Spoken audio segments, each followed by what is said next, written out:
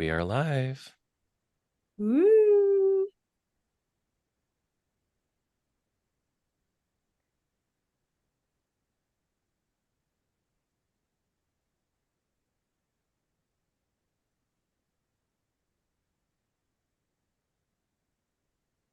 Okay, go ahead, Marshall. Okay.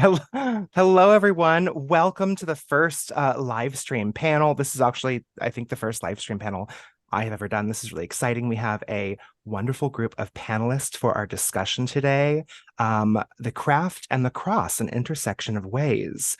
I want to do an introduction of everyone, but before we get started, I do just want to talk a little bit just for a second about what we're doing and why we're here today. I feel like there has been a very large discussion or discourse within our online community and honestly in real life about Christianity in the craft, about Catholicism in the craft, about Protestantism in the craft throughout history and modernity. And sometimes it's not always the kindest, sometimes rightfully so, sometimes maybe not rightfully so. And I feel like I wanted to get a really, really great panel of magical practitioners from different faiths, different backgrounds together so we could all kind of discuss this and kind of talk about it from a educational, but also a personal perspective so we can broaden our viewpoints. So just so I can introduce myself, if you don't know who I am Marshall, the Witch of Southern Light. I am a traditional and folkloric witch. Welcome. Let's go to Voga next. Hi, my name is Voga. I am a Catholic mystic and Catholic psychic, and I'm a Catholic also, and just in general. I am also a folk magician. I work with a lot of local land spirits, local botanical allies, and I look fantastic today. I'm just looking at myself in the mirror, in the monitor. Oh God, I look so good. I bought this collar yesterday at this market that I was yesterday, and I was just like, this is what I'm wearing today. I'm gonna wear this. It's so good. You Anyways, do look hi. Gorgina. Thank you so much to you. Um, yes, my name is Voga. I am Voga on Instagram. I co-host the Red Text podcast with my gorgeous co-host Ry, who on my screen is right here. I don't know if that's the same for everyone else, but which is a folk Catholic podcast. We talk about all things folk Catholic, saints, and magic. And yeah, that's me. I'll pass it off to Frankie. Hi everyone, my name is Frankie Castaneda. I'm also known as Chaotic Witch Aunt. And if you're watching this, you probably know me because we're live streaming on my channel, but originally this was Marshall's idea, so give credit where credit is due. And I am an Italian American folk practitioner. I am a folk witch. I do a lot of working with saints and saint magic, and I tend to work within the realm of folk Catholicism, specifically through an Italian and Italian American cultural lens. I've talked a lot on this page in the past about kind of how my practice operates, especially in those ways. However, having like how many of us are there? 1, 2, 3, 4, 5. Having 5 other practitioners here to talk about it. God bless. Ave Maria.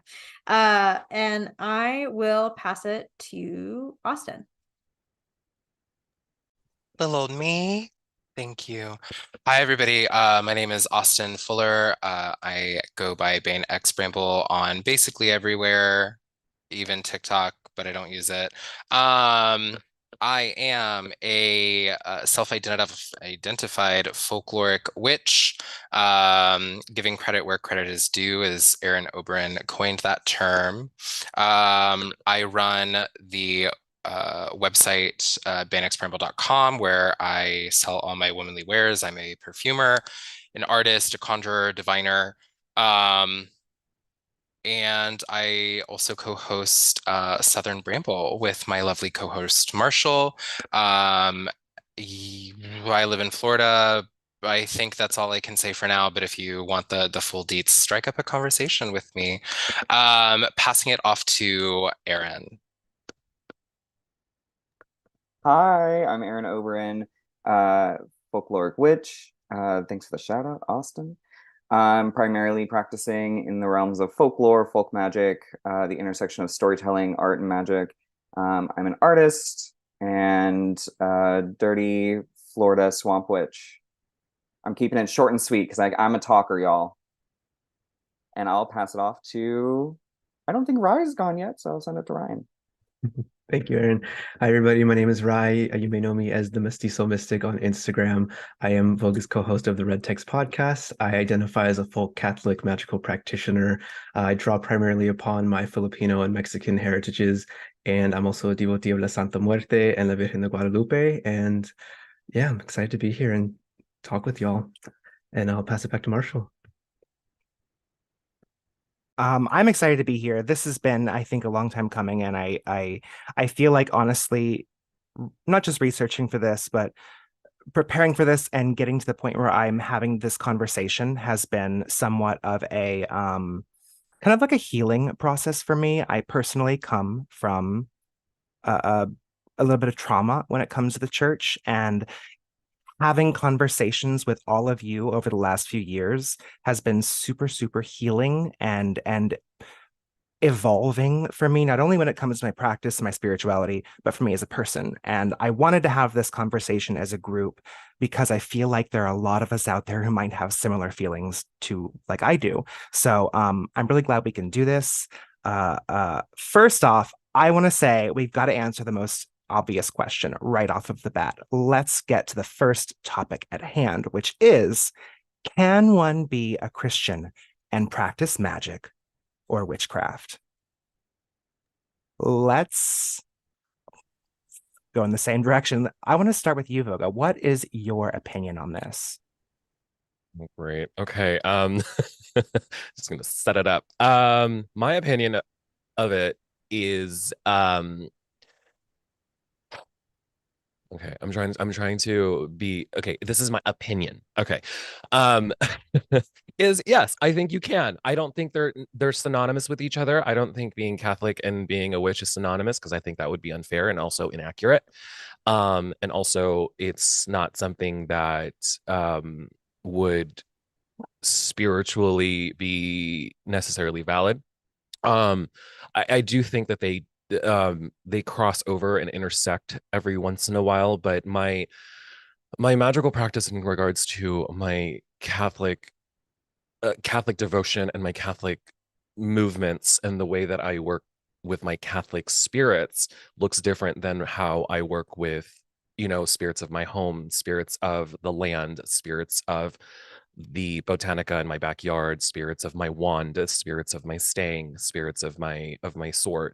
It the currents are different and I work differently with them, and the purpose of all of them varies. I'm not going to take Mary out into the woods. That doesn't make any sense. And I'm not taking the devil onto my home altar. Like, it doesn't make any sense. So they differ. I do believe that I am a Catholic all the time, and I do believe that I am a witch all the time, but I don't perform the same way all the time. Every day is kind of different. It's fluid, kind of like my gender. It doesn't fit together all the time. Sometimes it does. So, like, there are times where I'm seeking counsel from my Catholic spirits to see, I want to perform this spell, I want to perform this ritual, I want to perform this incantation. Is it appropriate? So there are my Catholic spirits have become over the last couple of years less um magically inclined, even though they do. I mean, I do my novenas, which is something that has become more devotional, but I do seek counsel. It's like, is this warranted? Is this something that I should do? Is this something that would work? Will I be able to handle the consequences of this particular working? Is this like 6 months ago, I put a poppet into a jar and I drowned it in pig's blood and I buried it in the woods because I needed to fuck something up. And the message I got was, you are going to be able to handle the consequences of this working. It just won't be it won't be pretty. It won't be what you're going to experience is not going to be nice. It hasn't happened yet, so I'm just kind of waiting for it to happen. But anyways, so yes and no. I think that you can be both at the same time, but I don't think that they're synonymous, and I don't think you can really carry them at the same time. I don't think you can work with them at the same time, but you can definitely be them at the same time.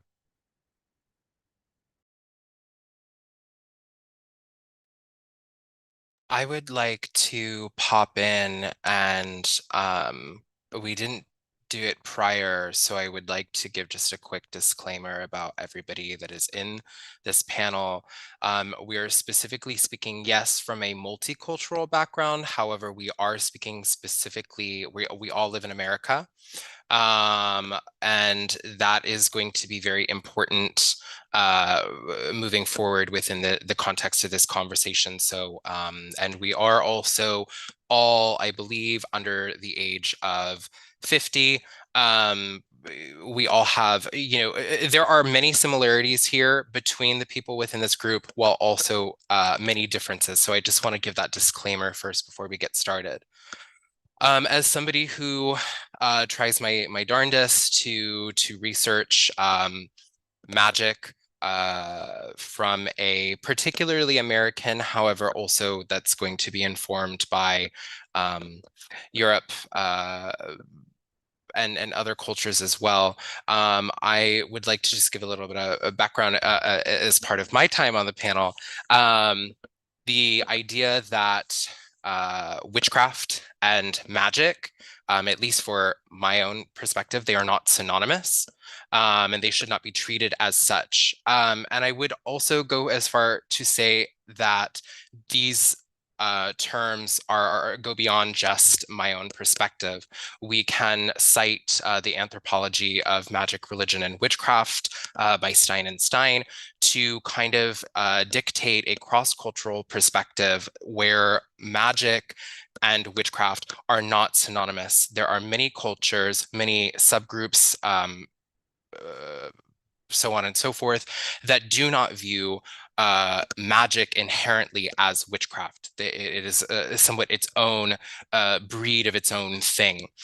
Conflate magic and witchcraft, that they are instead doing folk magic. The cunning woman or the cunning man or the cunning person does not necessarily do witchcraft. However, they might be, they might, the conjureman or the hoodoo woman may or may not do witchcraft. The Italian folk practitioner may not be doing witchcraft at the moment that they are practicing Italian folk magic and witchcraft. Going off of what Voga said, they may not be doing witchcraft or may not be a witch or whatever at the time that they are practicing Catholicism, et cetera, et cetera.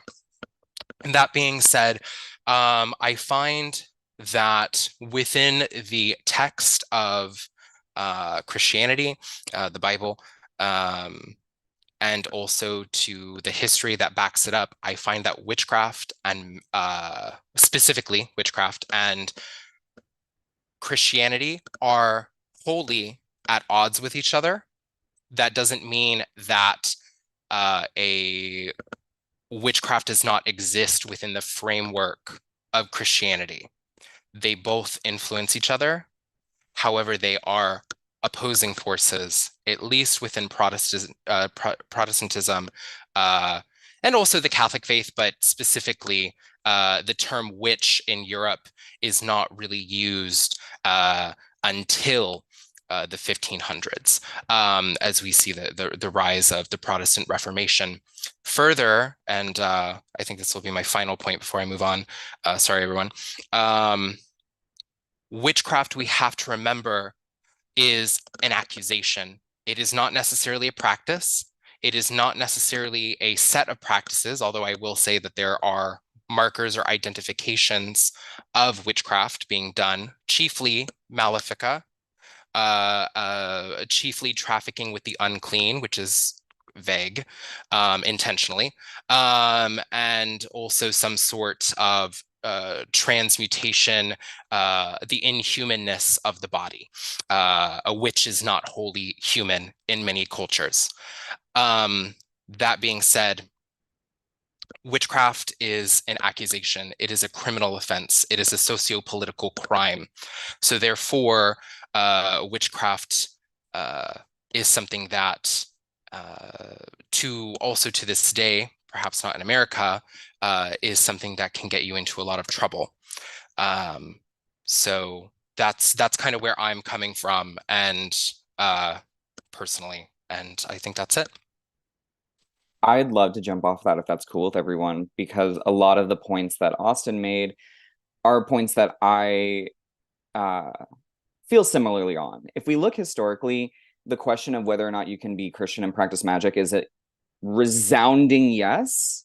If you look into cunning magic, any kind of folk magic, even especially ceremonial magic, actually, they're all Christian, and deeply so.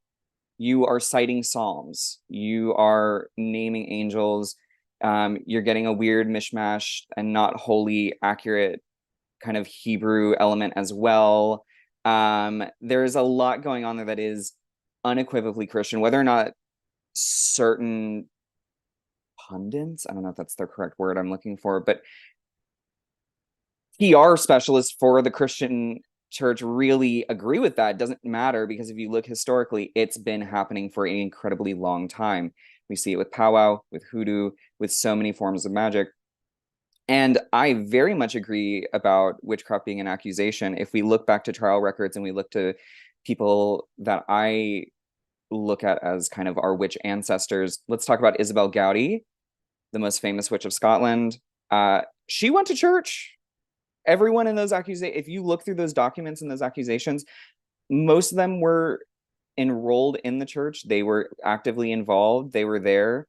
One of my, this will be a little silly way to end this, just to show that there was something going on. One of my favorite stories about someone later getting accused of witchcraft, can't remember her name for the life of me, was she was farting in church. That was what led to her. She was farting and laughing in church, and that was part of what ended getting eyes on her when she was finally accused of witchcraft. So we know they were there. Whether or not they were being silly and mocking things, we know that people who were accused of witches were actively participating in their community as Christians, and most of the accused were not witches. All of the accused, but most of them were not witches. They were called witches and would have vehemently denied it and consider themselves Christian. So that's how I feel about that. I would love to jump off. Ry, if you also want to go, let me know. And you can go. You good? Okay. I want to make sure, because I'm like, I'm not attached to going right now. So if you want to go, you want to say, you can go. But I think, first of all, Austin, I love listening to you talk. Makes me cry every time. I'm just sitting there like, tea. But what Austin and Aaron are talking about in terms of, you know, witch being an accusation and witchcraft and magic not being synonymous, that's very much kind of how I approach the idea of being Christian and a witch. Or I don't identify as Catholic. I identify as dual faith. So I used to identify as a pagan, but now I have this kind of double-sided thing, which I think we have a question about dual faith, so we can talk about that a little more later. But my folk Catholicism and the elements of folk Catholicism and I practice are heavily, heavily tied to Italian American folk magic and culture. They're not necessarily separate from that. They are intertwined with that. And what you learn when you're learning about Italian folk magic is that even though a lot of people are reclaiming the term, striga or witch, or they're calling themselves witches, in Italy, historically, nothing we ever did was called witchcraft. It was just what we did. You just went to go see someone remove the evil eye. You never called it witchcraft. In fact, a lot of the protections we have are against people who would be considered witches. So when I sit here and I say, I'm a folk witch, I also delineate between the folk magic I do and the witchcraft I do. There are certain things that I do that are folk magic, that are not witchcraft, and there are certain things I do that are witchcraft, but my witchcraft is always informed and my magic is always informed by Italian American folk magic, even if it's not in that moment folk magic. And I would say now that a lot more of what I do is diasporic Italian American folk magic. It's similar things and methods and practices that I, have researched, have been taught, have been learning from peers. There's not a lot of what I do anymore that I would classify as like full witchcraft without that folk magic. even though, you know, I still call myself a folk witch, because I still feel like there are certain things that I do that if my Nana looked at it, she'd be like, so I there's like, you know, there's a level to it that I feel like when we're looking at folk Catholicism through the lens of a certain culture or through the lens of a certain practice, it is really difficult to identify it as witchcraft. I don't know if that makes any sense. But I also think it's difficult in terms of, I've seen a lot of and touched and like kind of talked with and seen a lot of people in the American like church system that are really great. And I've seen a lot of people who are very much embedded in the church that are not very great and probably would try to burn me at the stake, which I have been threatened a few times. I'm pretty sure we all have on Instagram. But so I think it's really difficult when you look at the church and Catholicism and Christianity through the American lens and the American church system and the institution to understand how in any way you could be a witch and also be a Christian. But I think that once you look at other cultures or you take the religion out of the institution and you see it in more of a context of the folk and the folk religion and the folk magic, it's a little easier. But what I realized really quick in talking about folk Catholicism and working with the saints on my page is that not a lot of people can conceptualize that. And it makes it very difficult for people to understand how those two things can be together because they know Christianity through the church and the institution, not through the people. I don't know if that made any sense. Yes? Okay, perfect. Right? Yay.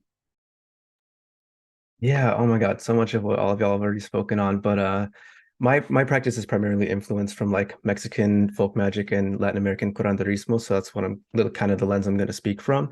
But Frankie, what you were speaking to of like how in some cultures what may look like magic or what some people may consider witchcraft, others would identify within that culture of like I'm not a witch, like that's a bad thing, right? Like in Mexican culture, you have spell work known as hechicería, but then there's also brujeria, which literally translate to witchcraft. But there's people who would practice hechicería and practice spells, but they would never identify as a brujo or bruja, right? And so, like you, some of y'all have already touched on, like I do think that the folk magic is influenced by Christianity, but they're not, they're not synonymous. But yeah, I also operate in that framework of I use the term just more like folk practitioner. I don't even say like folk witch because I don't feel like I truly have been in that realm fully of witchcraft and trafficking with spirits. But I also don't to this day anymore feel like I fully identify as Catholic, just because of the institution and how that term has just been kind of degraded to me by the acts of the church and what it's caused. But I also can't separate the influences onto magic from the church and from the influences of Christianity. So it's hard. It's like operating between these two currents and also understanding like where have wrongs been committed by the church, but also where have they contributed to magical influences and practice, if that makes sense. Yeah, so I would say to an extent, you can be a witch and Christian like to an extent, but as some of y'all said, like you can't fully be both since they are at odds with one another. And my view on it changed a lot after I met Austin. So I am thankful for you, Girly, because you influence a lot of how I see my practice now. But yeah, that's my take. Yeah, we owe all of our practices being absolutely ruined by Austin. So thank you, Austin. I can fully agree with that, actually. Ruined. And I know we have to move on, but one last thing that I didn't touch on that I would really like to very quickly, because Frankie so kindly reminded me of it while we're talking about strega or strix, which has nothing to do with what I'm talking about, but it reminded me of that. Some people in the chat are asking like, how do we define a magical practice? What is the difference between witchcraft and magic? I would just like to point out specifically within an American culture, we are ingrained and trained within, I would say, a white American culture specifically, and that strange assimilation to whiteness that has happened over the past 100 or so years. We are trained to submit to an evangelical Protestantism. However, there is a secular side to that that removes a magical worldview or an enchanted worldview in America as a whole. For example, in really before the rise of scientific materialism and the scientific revolution, the world had always had some sort of an enchantment. Even within the context of the Christian faith, the Catholic faith, even the Protestant faith, there has always been a recognition that the world is alive because it is created by God, in fewer or so words. There's much debate, theological debate on what that means, what that looks like. However, the identification that the world outside of you, you are part of an environment, has always been prevalent. You are within an environment, you are not above it. With this, about the last, like, I would say 300 to 100 years, which is a bit of a gap, but we see the decline of the enchantment within the West. All of those things I'm putting big air quotes on for reasons. We see the decline of this magical worldview, and therefore in a American context, a white American context specifically, there is a ingrained a training to that starts at a very young age to breed that out of you, or to train that out of you at a very young age. So I would just like to remind everybody that a magical worldview, an enchanted worldview, exists very well within every religious system because it has to. It always has been. That is why, for example, astrology is used so much as medicine or for diagnostics in the early modern and medieval period, because while there is contention between some theologians whether that is valid, for the most part, it is a widely accepted thing that you can look at the stars to diagnose somebody, or you can use geomancy to diagnose somebody. Those methods of divination are perfectly valid and exist within a Christian framework specifically. In other practices around the world, divination is used to diagnose sometimes sickness, sometimes we can talk about all of those things at a later time, but like what is sickness, what is health? But yeah, just to reemphasize the fact that how do these things all work together? They have to, because God has to exist within a magical framework. So therefore, or at least an enchanted one, even if it's not being inherently called magic. I said my piece. Thank you. Well, I mean, that no, I would agree with that absolutely, and I love these perspectives. I too also agree that without question, history has stated that magical practice existed within so many different religions, including Christianity. And I just, before we move on, I actually have a couple of examples I wanted to bring up. I have a couple of books that come from England, and there is an example I have right here. If anyone wants to see, this is actually from the Book of British Spells and Charms by Graham King. There was a paper charm. Paper charms with cunning folk were very, very popular. There's a paper charm that very specifically was tucked away in a specific bridge. It was found, and it goes all the way back to 1926. It calls upon Christ, and it says specifically to relieve Richard Davies and guarness his mare that is bad now from all witchcraft and all diseases.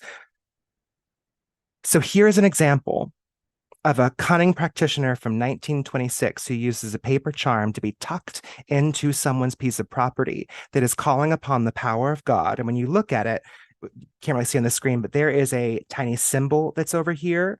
That's one of those 8-spoke wheel symbols. It's a sigil. There is some there's an abracadabra charm on it, and there's several other things on here involving a prayer specifically for Richard Davies. And I thought it was very, very interesting because I wanted to show a historical example that existed almost 100 years ago of using Christian magic, calling upon the power of God to protect someone from witchcraft. And here we are in 2023, where we are using these exact same things, and we're calling it witchcraft. Now, here's the thing.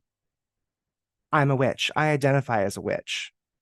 If I myself wanted to do this charm and call it witchcraft because that is a craft that I am doing and I am calling upon the powers of spirits that I work with, I would call it witchcraft because that's the spirit conjuration that I am doing. Now, I think that's different from like what Frankie described with separating the dual faith out with, oh, I would do this over here and then I would do this separately over here. Same thing with what Voga was saying.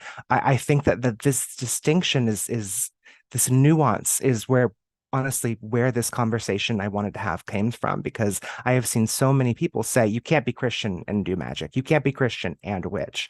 And we literally have books that teach it. In fact, here's an example. I have one more that I thought was really funny because this goes into some really, where was it? Yes, this goes into the history. Where did that go? Yes, so another cunning charm. This one's for blood stopping, and it's a narrative charm. This is actually really popular with a lot of these cunning charms. Jesus Christ was born in Bethlehem and was baptized in the River Jordan. The child was good, the water stood, so shall the blood in the body of, and then you say their name 3 times. There were so many different, I have all these different markings in here for examples, but these exist. They exist over 100 years ago, sometimes several hundred. We have documentation of this. So if you ever wanted to ask yourself the question, not only have you had 6 specific opinions here today, you have historical examples that set that record straight. I absolutely do think you can be a witch and practice magic. Can I just I add mean, just Christian. one? I'm sorry. I just Please. wanted to add something really quick. I was like, thank you for all those sources, Marshall. I think that's fantastic that we actually have historical resources that teach Christian magic. But the Bible also teaches Christian magic. So, I mean, open your Psalms, and those are incantations that you can anoint onto a novena candle and burn for 9 days with ritual oils, herbs to burn, frankincense and myrrh. So there you go. And absolutely, you're totally right. I also have an example here. This is the Charmer's Psalter. It is a collection of psalms specifically used to charm, heal, or curse. When I came across the one for death, I was like, ooh, I'll save that one for later. But let's move on. Our next topic. This is really interesting. I wanted to get into, do you, as an individual practitioner, have Christian influences in your craft, whether that's Christian, whether that's dual faith, or whether you might see more so the response to Christianity in your craft? Let's start, Ry, with you since you went last time. Thanks, Marshall. Yeah, I mean, 100% yes. I mean, I was born and raised Catholic, and so it was the first kind of like cosmology that I was ever raised to know. Obviously, throughout my last decade of years, I've begun to like decolonize that and construct it for what it means to me versus what I was taught it to mean. And so for me, my family loves Mary, and who I once saw as kind of like the mother of God, I now see as just like an aspect of the divine feminine, and particularly for me, La Virgen de Guadalupe, because I syncretize her with the Aztec goddess Don Unseen. So for me, she is the earth, she is Mother Earth, the thing that we all come from and births us. And so it was interesting because when Voga, earlier you were saying you wouldn't bring Mary out into the forest like I would with Guadalupe, because she is the forest, she is the earth. And Jesus to me was a magician. I don't see him as like a deity to worship. I see him as a model figure that he wanted us to aspire to become for ourselves. And so again, like deconstructing what I was taught was Christianity or Catholicism, and kind of reconstructing it for what it is for me in my own personal cosmology. Other influences in my practice are like the rosary. Voga mentioned novena candles. I'll utilize Catholic prayers and omit or alter words that don't necessarily resonate with me, but may have their roots in like, centuries old practices that, maybe like the monks in monasteries chanted. And that in and of itself, I see as holding so much power of being used throughout such a long period of time. And then getting, again, to reconstruct that tradition for my own practice while still tapping into those magical currents. There's so many other things I can name, but primarily, Mary, Jesus as magician, and the rosary. and saints as a form of necromancy. Those have all been really influential Christian influences within my practice.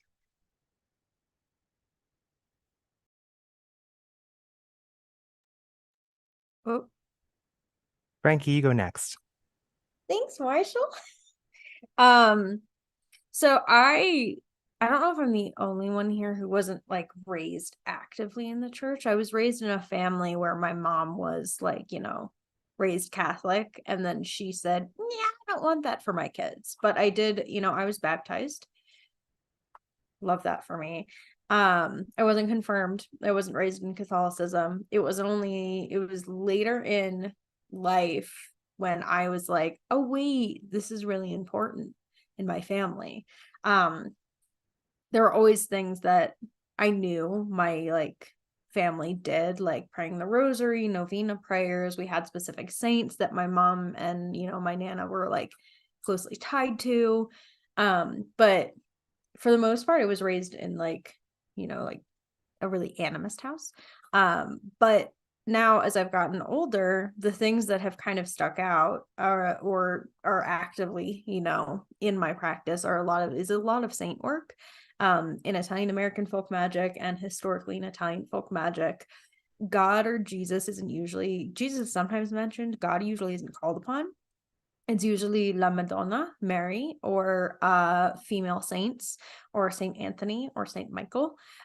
We typically don't, or Saint Joseph, a lot of saint work, not a lot of calling on God. There's also a lot of research and, teachings that I've been taught that show that the patron saint of the town would be above Joseph, or the patron saint would be at the top of the ability to kind of help you. Joseph would be next, Mary would be next, Jesus at the bottom. Joseph in a lot of ways is often seen as kind of the divine masculine, or like the divine father in a lot of ways in many Italian American or Italian folk I lost my train of thought. It's okay. Italian American like folk areas. So Joseph and Mary were typically who we would go to, but since a large amount of Italian folk practitioners were women, not all of them, but a large amount, a lot of the time Mary would be called upon, or different kind of female saints that could help with the issues that were happening, which was like childbirth related, husbands, etc. That's just one example. There were definitely practitioners who are men. You just tend to see them a little less often. But in my practice now, a lot of the cures that I utilize, or a lot of the prayers I utilize, are older. They are like very much Italian in terms of like healing of worms, healing of the evil eye, healing of bindings. And a lot of them either call upon certain saints. One of them is, like you hear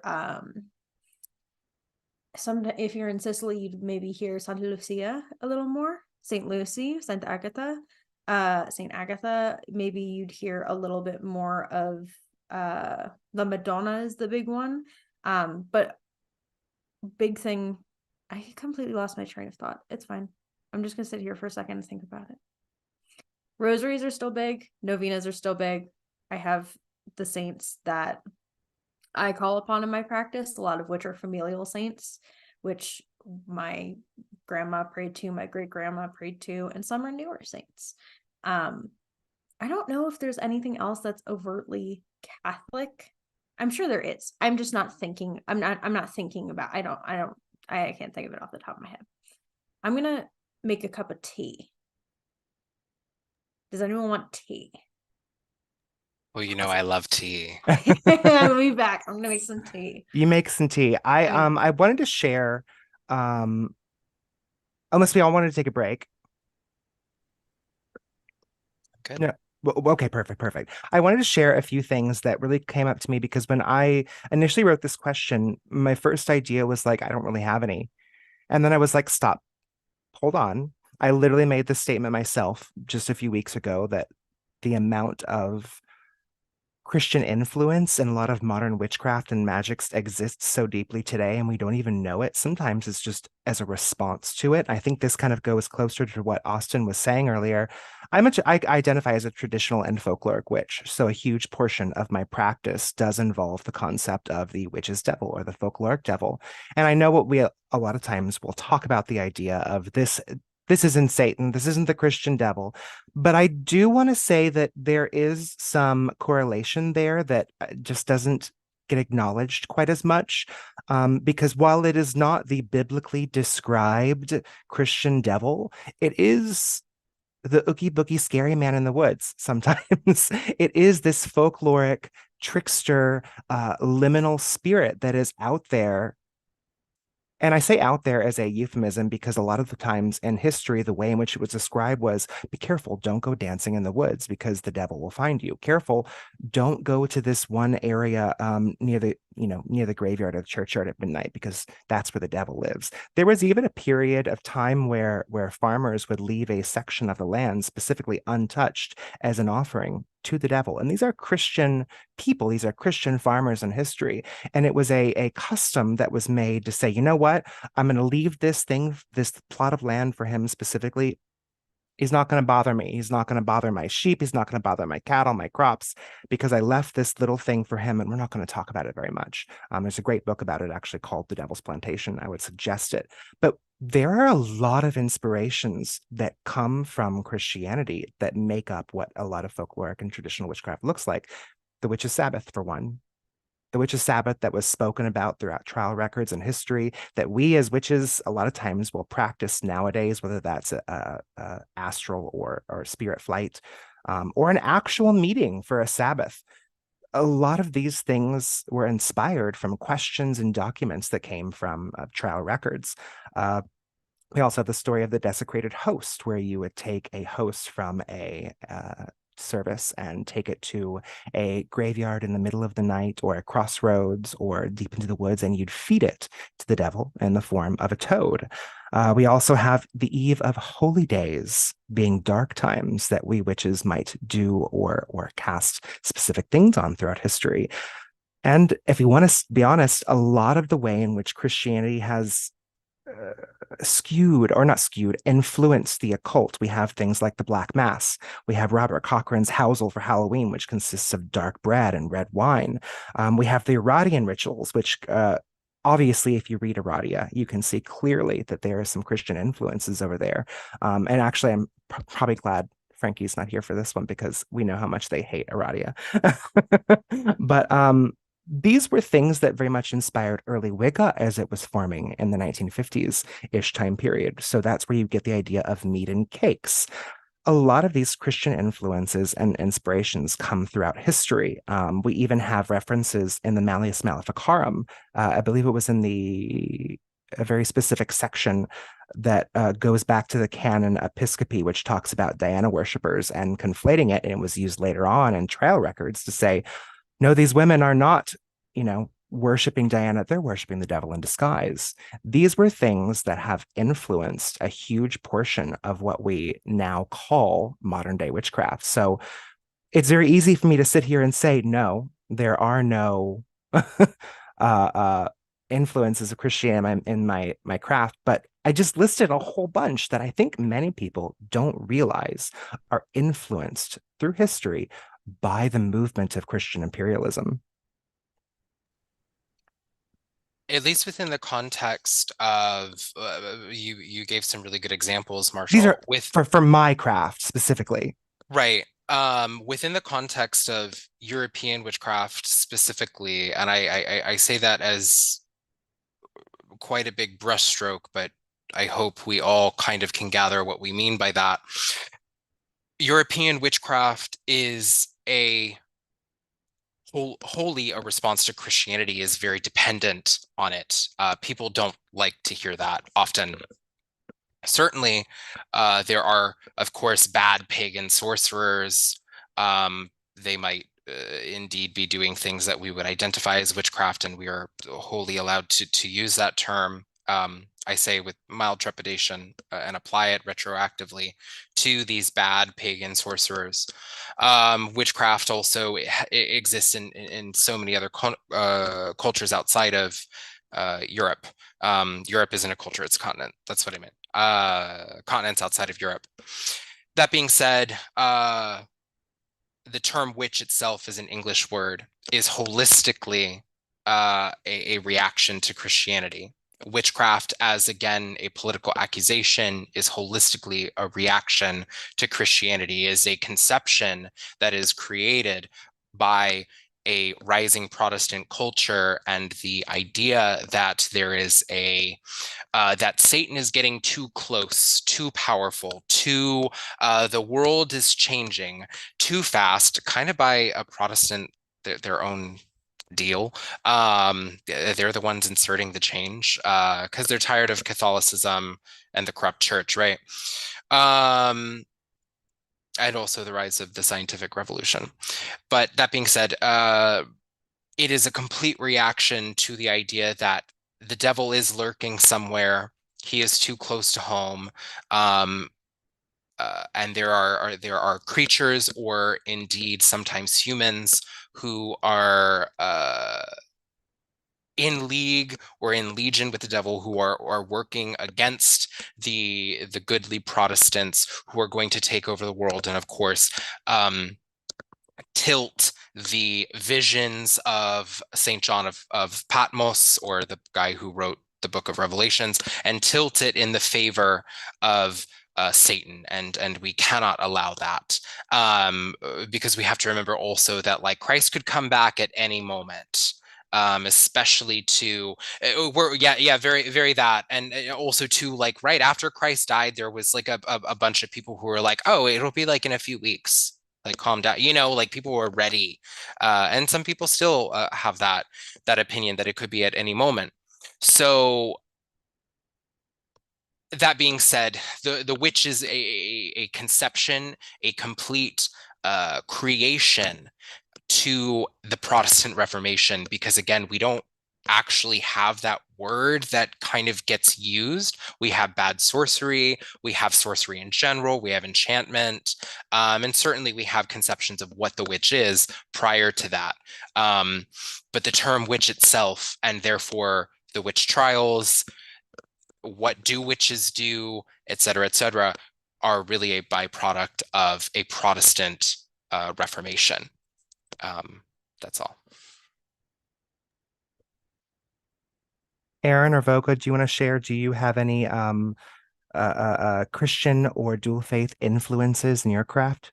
Yeah, I'll pop in since we were just talking about Protestantism. And that is the lens that I was raised in. I was raised Southern Baptist, with a lot, we're talking fire, brimstone, a lot of screaming, so much yelling. The few times that I went to Catholic Mass, I was like, oh my God, you guys are chill. Like maybe not in rhetoric, but in service. And I like that for my eardrums.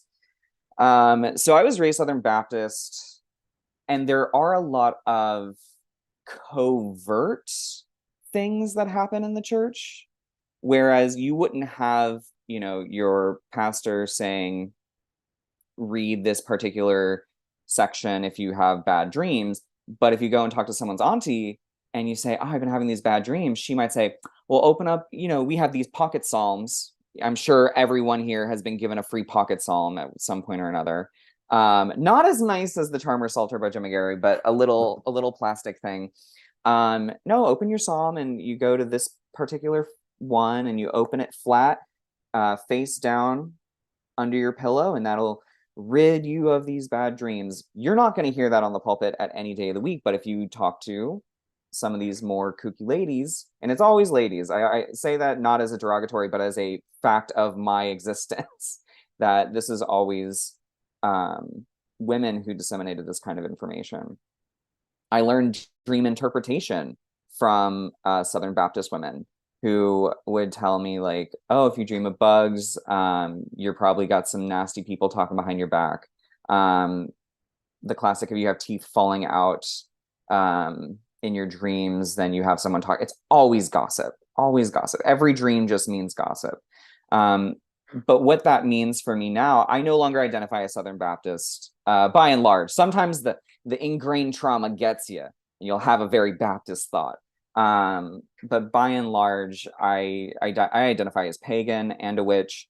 If there's any dual faith going on for me, it's between the witchcraft and the paganism, because as we've been talking about witchcraft being counter to Christianity and kind of the Christian overculture, witchcraft is also, people don't like to hear it, witchcraft is counter to all religion, including paganism. Witchcraft is doing nasty things. Witchcraft is being the person who is willing to do maleficium. And so in that way, any community, including a pagan community, is not going to appreciate having a witch in their midst. So, and we do have sources for this if you look, especially Greek, right? Like Circe is not looked upon fondly, right? Our witches throughout folklore always end up being defeated for a reason, and it's not exclusively Christian. So I have my own conflicts, if that's the right word, between what I consider my pagan religion, which looks very, very different from my witchcraft, and the witchcraft itself. But a lot of my influences are primarily Protestant. So we're talking about the use of psalms, spoken charms, massive, a huge, huge part of my practice, speaking over things, using particular psalms. We always say psalms, but it's literally any part. Revelations, ooh, what a great thing to use if you hate somebody, you absolutely despise them, or if you want to invoke prophecy, go to Revelations. Conjurations, all of these things can be done with the Bible. And I think that other than the saint thing, that's probably what I would consider, and I would love to hear Voga and Ry's opinion on this, the use of the Bible as a source book in sorcery and like actually containing its own metaphysical properties is probably the biggest thing that I see in my practice coming from Protestantism, and I don't know if that's the same in Catholicism. I know I was never raised with any saints, and I know there's a couple little Protestant offshoots that care about saints. It wasn't until Austin fucked up my practice, as we said earlier, that saints got involved at all, and it's because I was making little prezzies for people because I'm an artist. So I started making saint art, and when you make saint art, they care kind of a lot, I found out. So yeah, those are my influences, primarily things to do with dream interpretation. Everything in my dream interpretation comes back to those things that I was taught by aunties and even my own mother, and even how to weaponize dreams. All of that comes from a very Protestant lens for me. But yeah, I'll pass it over to the others. I am interested to see who else has Protestant influences because I feel like it's not very common. Yeah, that's what I figured. Well, okay, so something that I can kind of comment on is that I was raised on my father's own brand of Protestantism. We never went to church because he didn't like it. Thank the Lord for it, because that would have been a fucking nightmare. But because of it, he decided to just kind of develop his own little brand of Jesus loving in our own home, which was really fun for me. Um, so I do there when it comes to being a Protestant, because I was raised in some way a Protestant, it's very Jesus heavy, it's very Jesus loving, it's very Jesus centered, very Jesus and God centered. There's no delineation to any sort of other archetypes. No saints, no Mary. Like, they did their job and their job is done. Everything is done by God and Jesus. I was like, there was a huge part of my 20s where I really truly believed that, where that I did have a very, very close relationship with Christ, and I was there was a very sincere relationship that I had with Christ. That relationship has dwindled down to a certain extent. It's not something that I do anymore. But I do understand the kind of Jesus-centered household, Jesus-centered fire and brimstone, being called a fairy, being called a queer in my own home is very real. And being able to deconstruct that, being able to well, actually kind of repress that and just trying to survive in my own home was something that I can definitely identify with. It wasn't until like my late 20s where I actually figured things out. But in regards to how things kind of parallel each other and intersect in regards to Christianity and my craft, is the first thing that pops into my head is, I don't know if this is something that's prevalent in other cultures, but especially within the Filipino culture, if someone passes away, there's a 90 novena that the family does. And it is almost, no, it's calling upon a psychopomp to help cross over your family member, which is usually Saint Michael. And it is 9 days back to back. Um, an altar is erected of the person who has passed away, and everyone gathers in a circle around the altar with food and offerings, and we pray for hours, saying the same prayer over and over and over and over again, which is conjuring a psychopomp and asking them for their aid to help carry over your loved one. And that was, I mean, the first time I experienced that was obviously incredibly sad because someone passed away and it was my family member. But it was one of the things where I was like, this is probably in my mid-20s. This is something that I've never seen before. I mean, it looks like a mass, but not really a mass, because we weren't being taught anything. We weren't being preached at. We were summoning and talking and communing with spirits of the dead, spirits who help the dead, spirits who look over the dead, right? And like I said, that's usually Mary and Saint Michael. Saint Michael's actually like the ferryman in some cultures, and that's how it's seen in the Philippines. Like, he's the one who carries the person where they're supposed to go. And so the aspect of mysticism and ceremonial magic in regards to communing with the dead, and also communing with our dead, communing with our relatives, our ancestors. As Filipinos are immensely Catholic. So when I do my ancestor work, there is a lot of Christian influence and a lot of Catholicism in it, because that's what they recognize. I do a rosary when I commune with my spirits. Oh, when I commune with my ancestors before conjuring them, which is a lot more not Christian. So it's a lot more like I call upon my ancestors. I call upon a certain spirit to maybe like give the alarm. Voga's calling you to commune.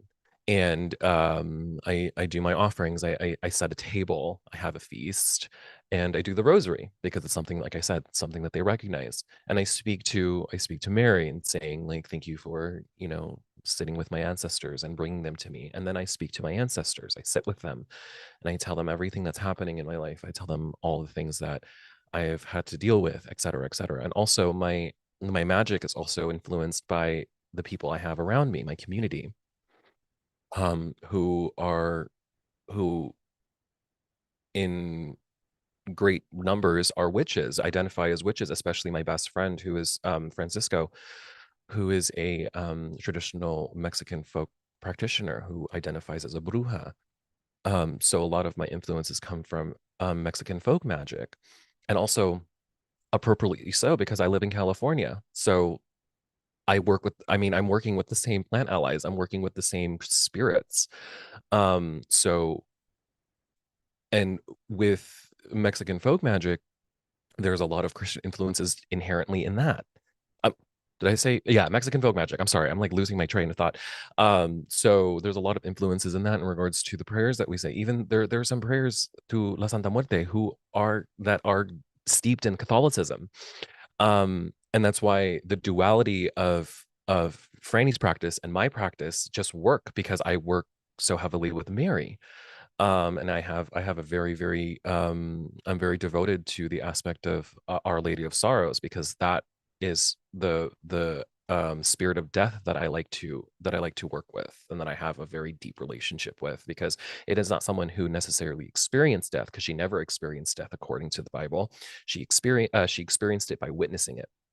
And so that's the aspect of death that I work with. I work with someone who witnessed and had to experience death in a different way than actually physically experiencing death. Anyway, I'm going on a little tangent here, but in regards to how it influences influences in practice, it bobs and weaves all the time. It intersects, and there are so many parallels because my blood is Catholic in regards to my ancestors. My blood is Catholic, and also my cosmology is Catholic. The work and the communion I have done with the spirits of the Catholic pantheon are so heavily ingrained in me, and also it's automatic now. The first thing I do when I'm in trouble or I'm feeling anxious or I'm feeling depressed is I grab my rosary and I start doing a rosary. And it's the same thing. It's repeating the same incantation, asking for aid, asking spirits for help. And it's the same thing that we do when we go out to the woods. And I don't bring my rosary with me, and we go out to the woods to commune with the spirits of the woods. We do the same thing. We say incantations over and over and over and over again to conjure these spirits. So it goes back and forth. And I'm so sorry this is not coming from some sort of historical source or historical text. This is coming from my own little brain, from practicing, from actually doing the work and cultivating very substantial relationships with the Catholic spirits that I have, and also with the spirits that I have around me, and also with my community of friends who are Luciferians, who are Hecatean witches, who are Satanists. And I think that's also how I differentiate my particular practices, that I surround myself with people who aren't Catholic, people who are whose practices are antithetical to Catholicism. And that's how I do my work, is that I also want to, my work is being able to coexist to an extent, to be able to, like, I'm not bringing my practices to their home and they're not bringing their practices into mine, but we can coexist, because that is what I think is what Christianity is supposed to be. We're supposed to be able to coexist appropriately. But anyways, I don't know where I was going with that, but that's those were my thoughts. I think that's actually a wonderful breaking off point, because the whole next topic was going into Catholic influences, not just in our craft, but in the craft itself, specifically Catholic influences in magical practice. And I think that this is a really great jumping off point, because I think, again, many people are unaware of the amount of not only Catholic and Protestant influences that make their way into modern witchcraft, but the road in which that they took. So one of the most influential, well, some of the most influential source materials that magicians and practitioners to this day still talk about, use, and are influenced by are grimoires. We know this. We know this right off of the back. We know that when it comes down to like the Keys of Solomon, whether that's Greater or Lesser Keys of Solomon, whether that is the Magus, the Boxgrove Manual, we have a lot of historical texts that we know. Well, we don't always know who wrote all of them, but we know a lot of them were written by Catholic priests, by monks, by people who were working within these magical means. They were experimenting, they were documenting their works. And a lot of times we don't always think about the road in which magic traveled from hundreds of years ago to where it is now. Most people don't think about the fact that when you are calling the corners of the elements the directions, that was inspired by a concept that was over in the Golden Dawn, which actually was calling the watchtowers. Calling the watchtowers was inspired by the Nephilim and the angels, calling the literal watchtower directions that come from a removed book, the Apocrypha from the Bible. So like, most people don't realize that when you are calling north, south, east, and west to come to your altar, to come to your sacred circle, it actually started from this, which was inspired by this, which was inspired by this. That was one of the things that really inspired me to want to have this conversation today, because many of us don't always realize the roads in which this magic took. So for me, when it comes to Catholicism, rosary beads were actually extremely influential to me, and not just because Nancy wore tons of them in the craft. That is one of the reasons, but that's the biggest reason, honestly. The biggest reason, absolutely. And the best. And truly, and the best. And I mean, Nancy should be honestly her own sort of sainthood, but I digress. I built my own chanting beads. I have a set of beads very specifically that connect with my spirits, my familiars. And I kind of was inspired by the concept of doing prayers on beads. So I use them as a way to not only count the number of times that I'm doing these, but to help me in my trance work. I've written incantations, I've written charms to call upon certain spirits working with my beads. Now, Are they rosaries? No. Am I Catholic? No. But I was deeply inspired by this concept. And I think that all of you as practitioners could recognize if you ever use a rosary, you know the power of using those beads. You know the power of calling upon those saints or prayers to your ancestors, as you were describing, Voga. It's been really, really moving for me. And I didn't realize the power and using the beads and chanting on them and praying with them, whether that's incantations, prayers to spirits, or just honestly trying to change your mental state from a regular mundane one into a more magical setting. And secondly, I know this is a little bit off, this is on topic, but I see folkloric characters and people, especially in my own stories. I wrote a book, just so you know, in case you didn't know this. But I see the characters in my book as spirits. They're spirits that I work with. They're intercessors for higher power. And I think that that is actually really not far off from a lot of the concepts of we see in saints or we see in a lot of old stories and mythology. A lot of times when you're praying to a saint, the idea is that they're an intercessor for God's power or God's ear, if that's the case. I would never compare my individual stories that I wrote to an actual living person who died and was sainted. But there was still that concept, that idea of recognizing that they were an intercessor or a familiar spirit, which is very, very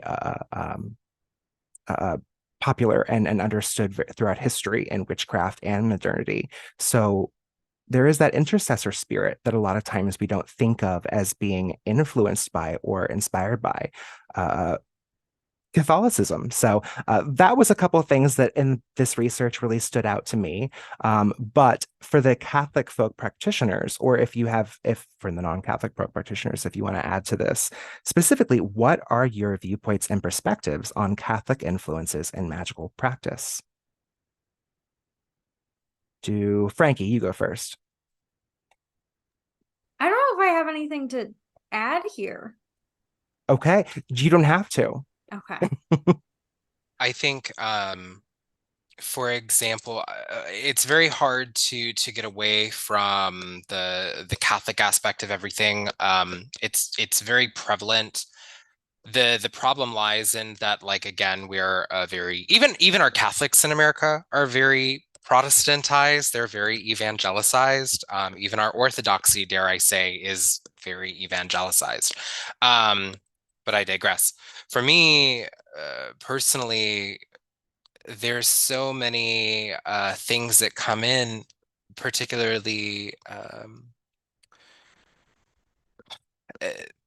we see obviously the use of Psalms, which is Catholic or Protestant. That's not so much of a big deal, but also to participating in feast days or holy days. I grew up Lutheran. So we do have the intercession of saints. We do believe in saints. But they're still Protestantized, and also, like, everybody is a saint in Lutheranism. Everybody who believes in the Christian faith.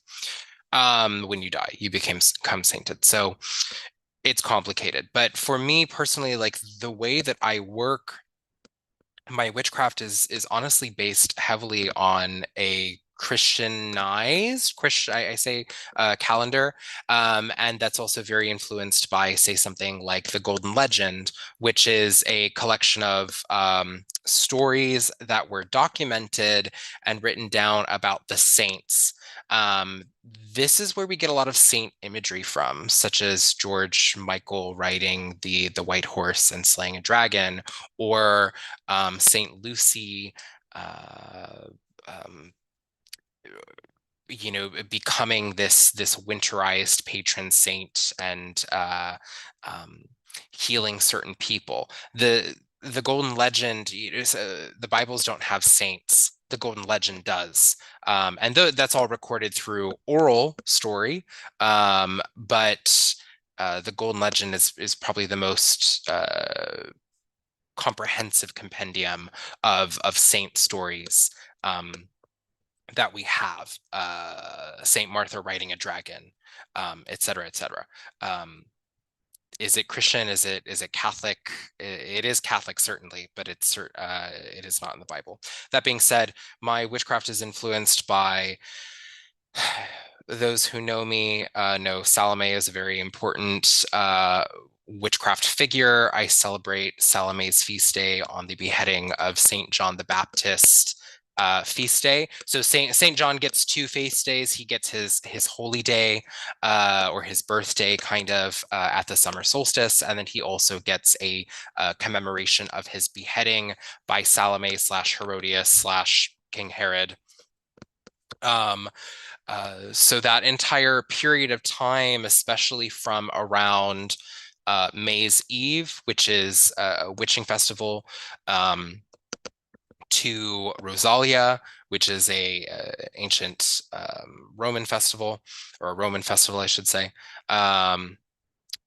to St. John's feast, and then to St. John's beheading or Salome's feast day. Those are all a very important time in the newer or the younger half of the year for me.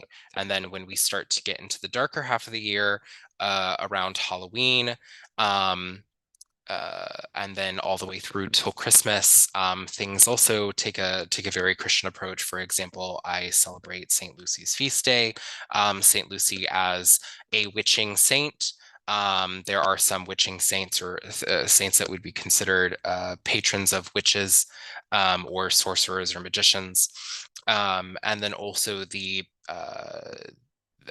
Epiphany is very important to me, the Epiphany of the 3 Magi, where the term magic comes from, who were astrologers and show up in a lot of Catholic folk magic use as like protectors when you're traveling, protectors of sickness, as well as intercessors or patrons of necromancy and calling upon the dead for help. Those are just some examples of how Catholicism specifically has influenced my craft. And I say Catholicism specifically because, again, in Protestant culture, we don't really have that much focus on those spirits. I know Aaron and I share a love for Epiphany and the Magi. We both, however, grew up Protestant. But Aaron, if you want to take that away, because I'm going on a tangent.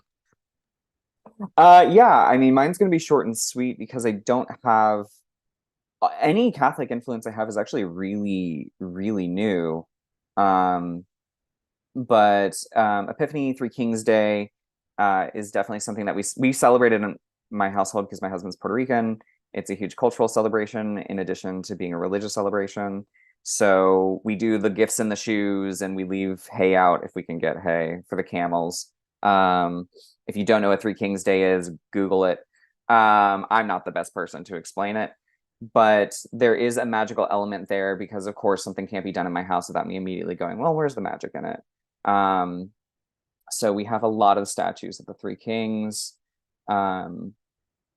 And really, I mean, a lot of the things that have already been talked about, rosary, the importance of beads. And I do think that there is some of that we see throughout witchcraft in general. I think a lot of people will make sets of meditative beads that have a center conjoining point that might as well be a medallion with something hanging off of it that's not a cross, but will refuse to acknowledge the fact that it's obviously influenced by a rosary. I think there's a lot of influences in general in the larger witchcraft magical sphere where people just don't want to admit that it's Catholic or Christian.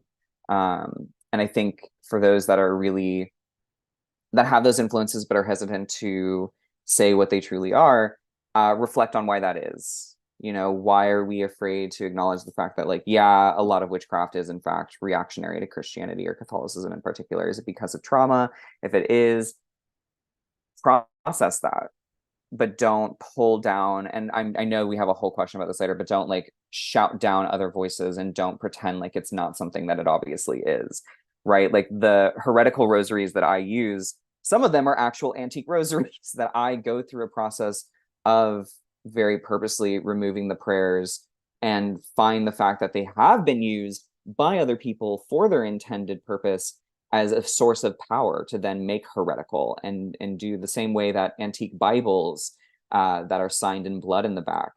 You're taking all of that and reclaiming it, and you're inverting its purpose. Like, that's a lot of witchcraft. Witchcraft is inversion. It is uncomfortable. It is counterculture. It is counter religion. So a lot of the things that our Catholic influences oftentimes come with that heretical twist, but not completely, right? Like my work with the Magi, very influenced by my family, my chosen family, does not have that heretical twist. And I think that has to do with me coming into that, seeing the beauty of it first. Whereas with things like the Rosary or the Bible itself, I only saw that darkness first. I'm like, well, I'm going to make that my own. And some of the saints that I have been working with, I try to be a quiet voice in discussions around saints, because I know when I'm informed and I know when I'm not informed. And I would rather hand off that platform to people who are more well-informed to talk about saints. So I will throw it to the rest of the panel. Two things. I think I have something to say now. Secondly, Aaron actually is not showing up on the live stream. The picture.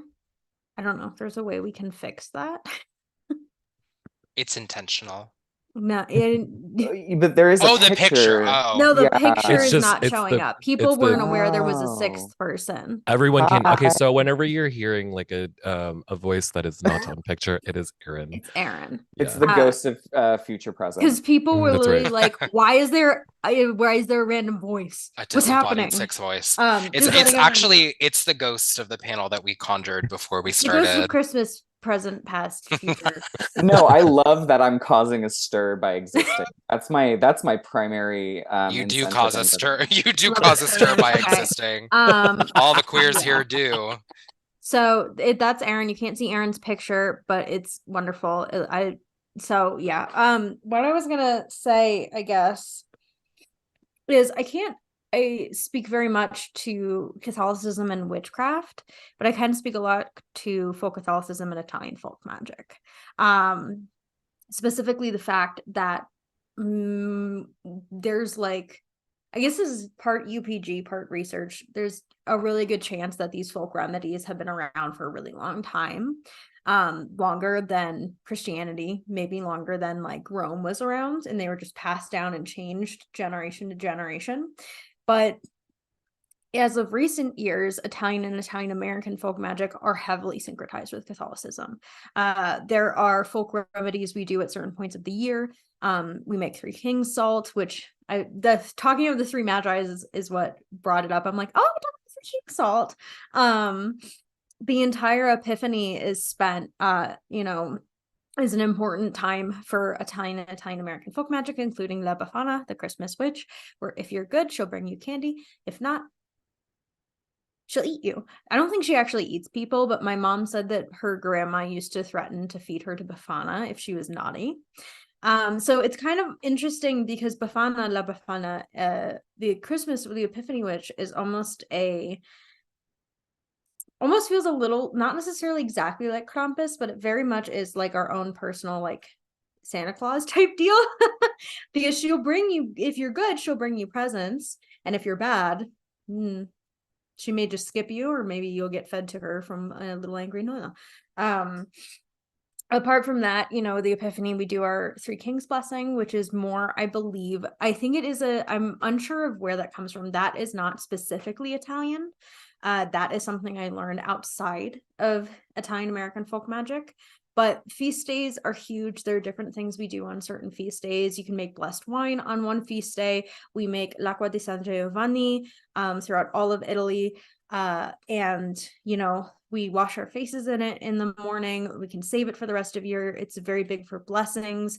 And that's exclusively made on the summer solstice, on the festival of St. John.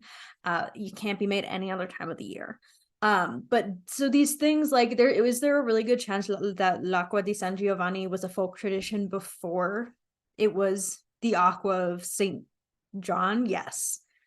And the fact that it has become, you know, something associated with St. John is probably a later syncretism with Catholicism, because the main aspect of it is you collect, like, sometimes it's called cento orbe water, 100 herbs water. You collect 100 natural, you collect 100 flowers, you collect herbs from your local area, you collect you kind of work very directly with land spirits and protective plants, and then you leave it out overnight to collect, to kind of sit in the sun and absorb the power, and then you wash your face in it. I save mine all year round. I've made it 3 years in a row. I don't know if it's done outside of Italy at all. I know that the Italian American community and the diaspora has definitely been picking it back up again. Other things we do is we have certain beliefs around, like, when you can trim plants that are related to the summer solstice. And while later on, these ideas definitely have to do with, like, oh, well, it's because it's St. John's feast day. You want to pick the plants on the day where the sun is highest, so they're at their most powerful. That's kind of something very animist, very solar focused. And then these kind of other things were, like, you know, the foods that are cooked on Santa Lucia's feast day, the kind of ossa de morti, the bones of the dead that are made on il giorno dei morti. The entire kind of November 1st and 2nd is just ancestor and saint veneration in Italy and Italian American. And it probably was, for a very long time, it probably was a festival of the dead before it was the Catholic All Souls or All Saints Day. And there are remnants that we see of, like, in Calabria, where my family is from, they would cook feasts on top of the tombs and invite people to join this kind of spirit offering active in graveyards, or they'd ring bells to bring the dead home. They'd ring them to let everyone know you'd have to stay out of your house the entire day in some regions because you didn't want to disturb the dead who were eating. There are all these kind of things that it is very folk magic. There are certain superstitions, certain beliefs, certain things that are so intrinsic to my life now that have a Catholic flair, but they are at the heart like Italian American or Italian. And before that, they belonged to a tribe in a region, or they were, you know, something else. Because in Italy, there was no unification for a very long time. So there are all these little clusters of regions and all these people with different dialects doing all these different things based off the region that they had and the land they had accessible to them. And then it only really was in the diasporic traditions that things started to mesh together. Because I mean, if there's an older lady speaking one dialect and another old lady speaking another dialect in southern Italy, and they have no reason to travel to each other or travel to another area where they can't actually speak the language, none of these things are going to switch between people. Whereas now, as a diasporic practitioner, one of my teachers from Benevento, the others from Sicily, these are, and I'm from like Calabria. So these regions are now meshing, and the folk practices are also meshing in a way that we have never seen before, which is both beautiful and, you know, terrifying, you know, these things kind of coming together and meshing up. But Catholicism is still there. And even though there's a level of like pushing it away, what I learned really early on in Italian American folk magic is that it's very difficult to completely separate Italian folk magic from Catholicism. It is, you can, but it's the idea that these are things that have been passed down for generations, and that is what gives them power, is the belief that the saints are spirits who can help, and that's what gives it power. And then there are energies that we tap into. So saying a prayer or saying a cure that was given to me that has been said the same way or passed down for 5 generations, that's what gives it power, because 5 generations of people have been using it, not necessarily the invocation of a saint or the invocation of God. So it's interesting. There's like dual areas here, which isn't to say that I don't believe in the power of the saints, or I don't believe, but I do believe in some things that, like, I believe the Hail Mary is a powerful prayer because it calls on Mary, but also because so many people have invoked it for so long and prayed to her, and she has answered. Yeah, that's my spiel. Thanks for listening. Voga or Ry, do you want to add anything to this? Yeah, I I think I've forgotten like the original question. Oh, the original question was just basically in general viewpoints or perspectives on Catholic influences in magical practice. Yeah. Okay. Yeah. So, this is what I want to talk about. I wanted to talk about Easter because that's probably like the most magical time of the year for me personally, because I do a lot of work um during Holy Week.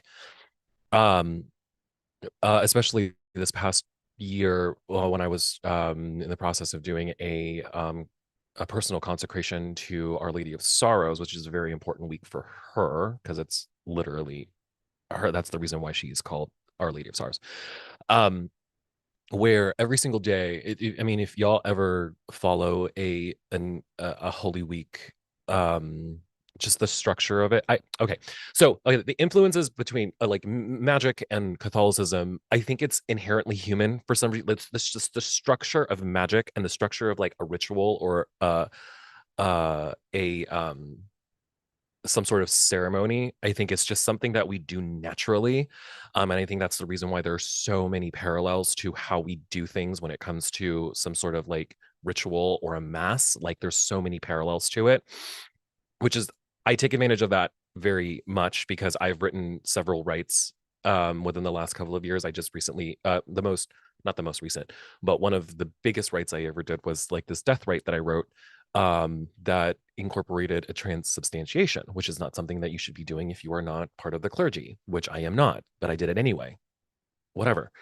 And I do everything I possibly can to be transgressive of the institutionalized body anyway. So, but anyways, I digress. So there are things that are inherently influenced with my Catholic faith as well, and also my craft. And I do it purposefully. I do it because they're, like I said, it just works. The structure works. The structure of a ritual works. The structure of a mass works. It doesn't necessarily have to be the exact same words or the exact same cadence or the exact same whatever, but the structure works.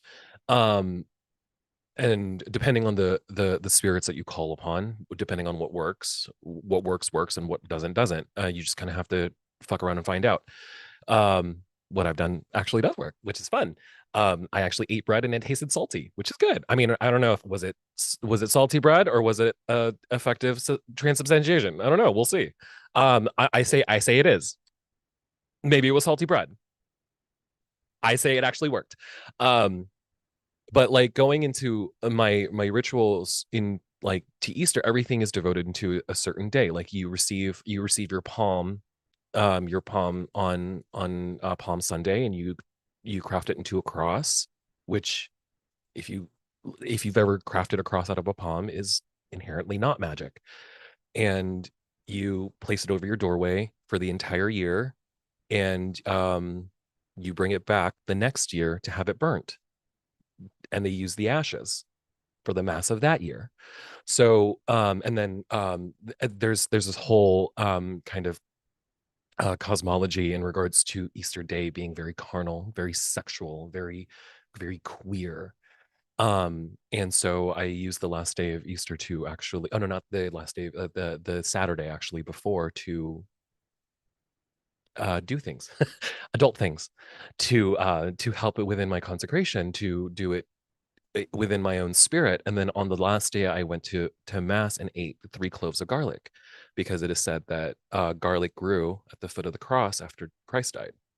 So there's all these things that influence my practice, and I actually incorporate into my magic, and that's where the parallels and like I blur the lines a little bit between magic and, well, that's why I keep using magic synonymously with Catholicism.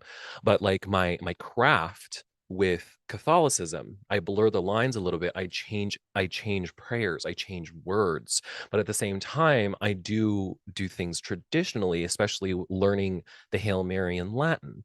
Like the Hail Mary in English is fantastic, it's wonderful. It's been said for hundreds and hundreds of years, but the Hail Mary in Latin has been said for much longer. So I say the Hail Mary in Latin, just to just a extra punch, and that's kind of where like the traditional Catholicism kind of comes into my practice, while I'm also doing sexy things, to consecrate myself, to consecrate my body, to consecrate my spirit, in the name of my divine mother, So when we say influences, like, yes, they're all influenced by each other, but I think for me it just feels like blurred lines. Like I blur the lines a little bit. I blur where Catholicism starts and witchcraft ends, and vice versa, because there are aspects that do work with each other that aren't inherently Catholic, but is just said to be Catholic because someone decided it was. And like going back to, like, Marshall's point about sainthood, or someone's, everyone was talking about saints, but in regards to being a saint, and whether a saint is canonized by the institutionalized body or a saint is a saint is decided to be a saint by someone. I know that Marshall has RBG on on their altar as a saint. I think, Marshall, you also mentioned that Betty White is also someone that you consider a saint. Mhm. I have I have Pete Burns and Freddie Mercury on mine.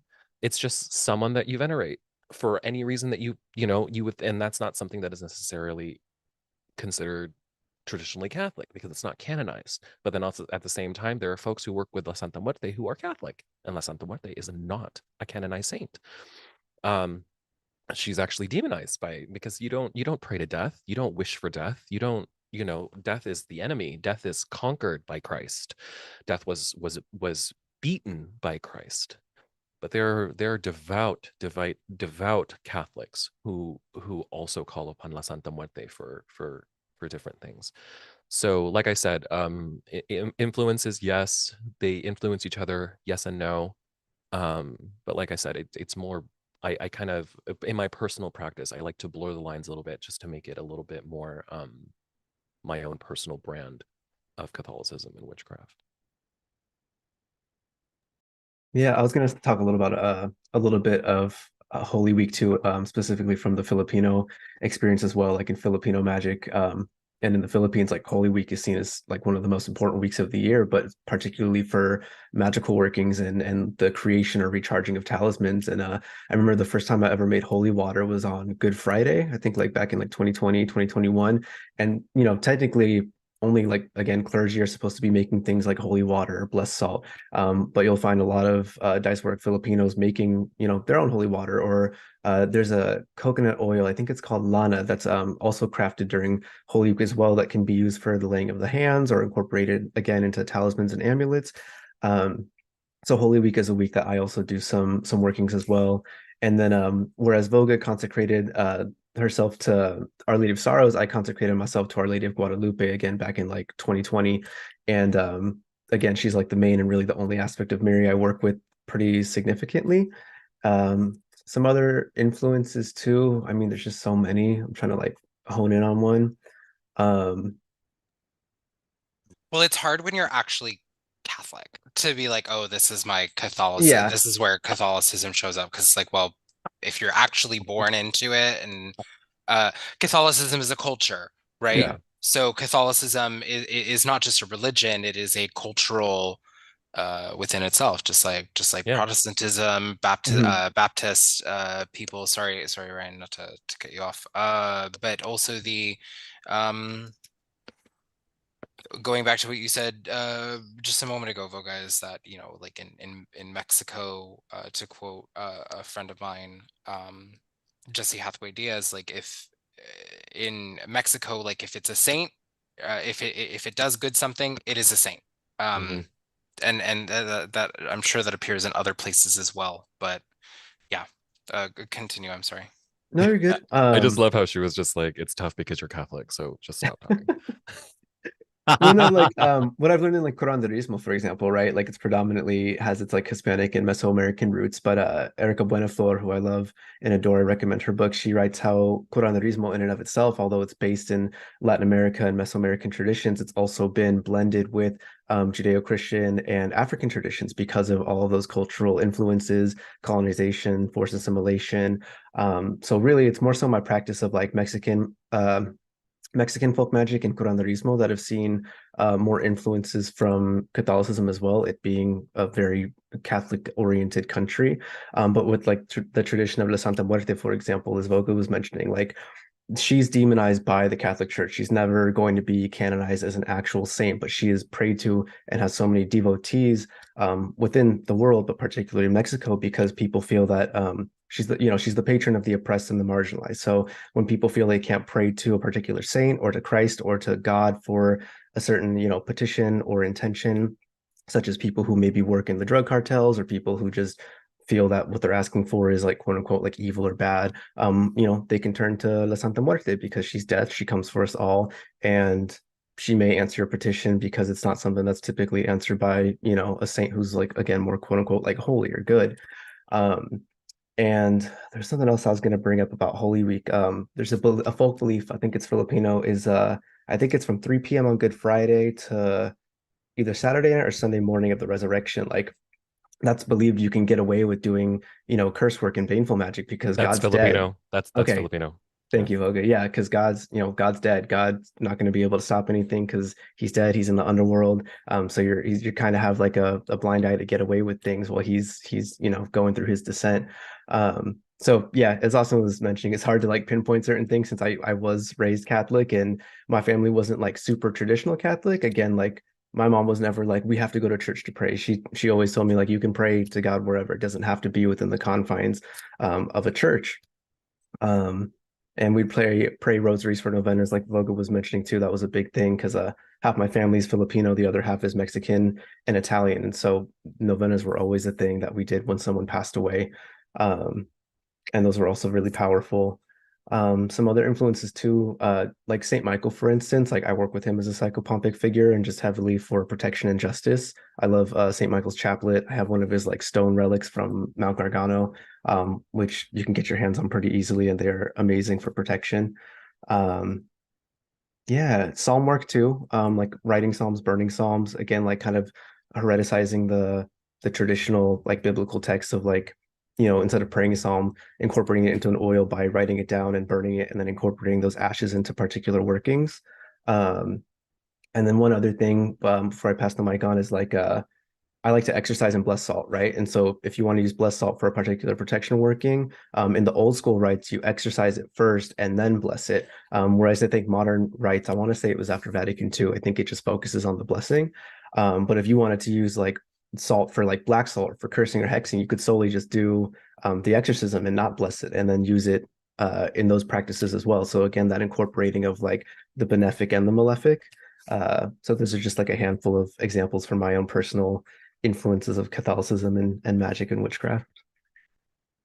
Boo Oh, Vatican II. Boo Oh. Boo, Vatican Vatican II. I wanted to add really quick, Ry, the mentioning of during doing baneful magic during a certain time as a Filipino belief. In Italian folk magic by Mary Grace Farren, there's a mention, I don't know if this is a familial belief or an Italian American belief. There's a mention of cleaning scopa cards and how you have to do it at a specific time so La Madonna doesn't see you.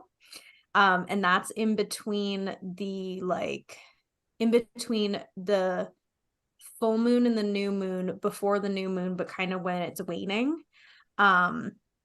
I believe either that or it's right after during the waxing. And it's so when it's getting dark, but not exactly on the new moon. So I'm wondering too if that belief extends past cleaning your cards and goes into other things as well. I I would be confident to say that you can do whatever you want if the Madonna's is not watching. no, I love that Ry brought up the concept of the way in which it's kind of a heretical choice. Because when we talk about influences, I really think we kind of sometimes forget, exactly as Austin said, a huge portion of this, at least from the witchcraft side and perspective, is a reaction to, is a response to, is kind of like a polar opposite of the amount of people who may or may not include myself, who have chosen to do a ceremony that involves saying the Lord's Prayer backwards to break their baptism, is actually a very common trope in a lot of traditional witchcraft that's being taught in several different books that I have worked with. And so I feel like that's a really great example of recognizing that this influence is kind of clearly stating, well, when you do this, it's breaking this, and it's kind of like the opposite of that. So if there's anything that goes into exactly what you were describing, Austin, that's a great example of an influence right there. So, I was about to say, do we want to take like a quick, maybe 2 to 5 minute break before we move on to Protestantism and then our final topic? That sounds great. Okay, so if everyone wants to just mute themselves, if we turn our screens off, it does go blank in the actual live stream on YouTube. So I'm just gonna mute myself and leave the screen in the background. Figure that. Oh, thanks, Austin. Okay, so we'll just be like 2 to 5 minutes. We'll be right back.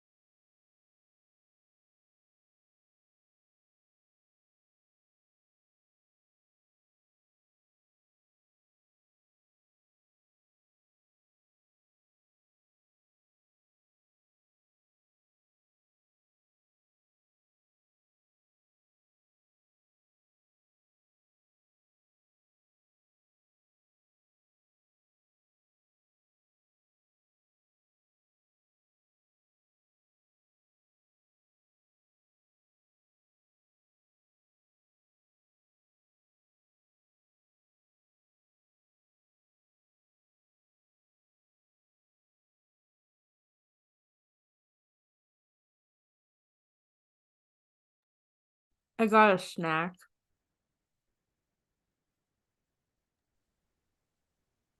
Good for you. Thank you. I was hungry.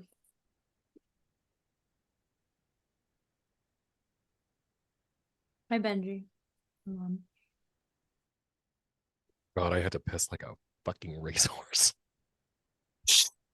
Oh wait, we're still live. Oh no. Sorry guys, I had to pee. That's okay. It's totally cool. It's the body. The body is beautiful. It's beautiful, yeah. It's That's like right. I am Body body beautiful. beautiful. I literally just started singing that. Does anyone want to say hi to the dog? Duh. Hold on. You Benji, baby Benji. Yes. I had to literally feed and let my dogs out. One of them was like literally Oh, hello. I have So food, so he's handsome. begging, which is normal. Do you want to come up? Do you want to No, say I hi? totally get it. Up? Yeah, all the way. Oh, he coming up. Look at him. So handsome. What a Hi, sweetheart. I had two hungry dogs who were just like clawing at me for like, I want to say the last 20, 30 minutes. I was like, oh my gosh, you guys, you can wait. You can wait. It's If I have to clockwork. wait, you have to wait. It's clockwork. Oh, everyone's saying hi to Benj. He's been very good. My partner's away for the holidays, and it's just okay. Don't wake me. It's just me and him. And while he is waking me up at ungodly hours to go outside, he's mostly behaving. Mostly. Digital baby. He's so cute. I like dogs more than people. Thanks, girl. Me too. Mhm. No offense to anyone here. I love you all, but I do like dogs more than people. But you know, I don't think that's a problem. No. I feel like there was going to be a bigger statement there, but I just didn't have anything else to say. I still like you guys. I just Oh, like my yeah. dog more. Yeah. Yes. Yes. I You don't mean like you anything like the but thing myself. you like I the don't thing that even you like cared for as myself. a child more than you like 6 people on the internet? What? Mm-hmm. Mm-hmm. Okay, so we're all back. Shall we go ahead and get started with the last two topics? Yes. Excellent. Okay, so equally as Catholicism has influenced a lot of magical practices, so has Protestantism. And I know Aaron, this is one that you really wanted to bring up, and I like that you brought up specifically spoken charms, narrative charms. I actually really love. There is one specifically that stood out to me a while back. It was and I've seen the different variations of this, but it goes like a three wise men or three angels or three kings came from the east. One brought fire, two carried frost, out fire, in frost, in the name of the Father, Son, and Holy Ghost.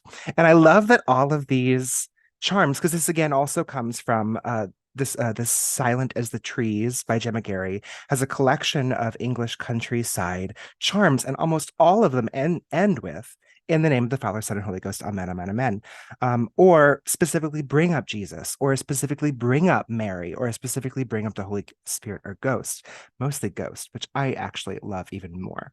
But I found that was so prevalent, and it inspired my three wise healers story and charm that I wrote.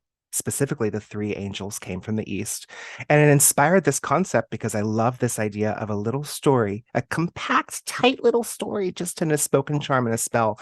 There's so much power in storytelling, and I think that Protestantism does this really, really well. So, let's get into it.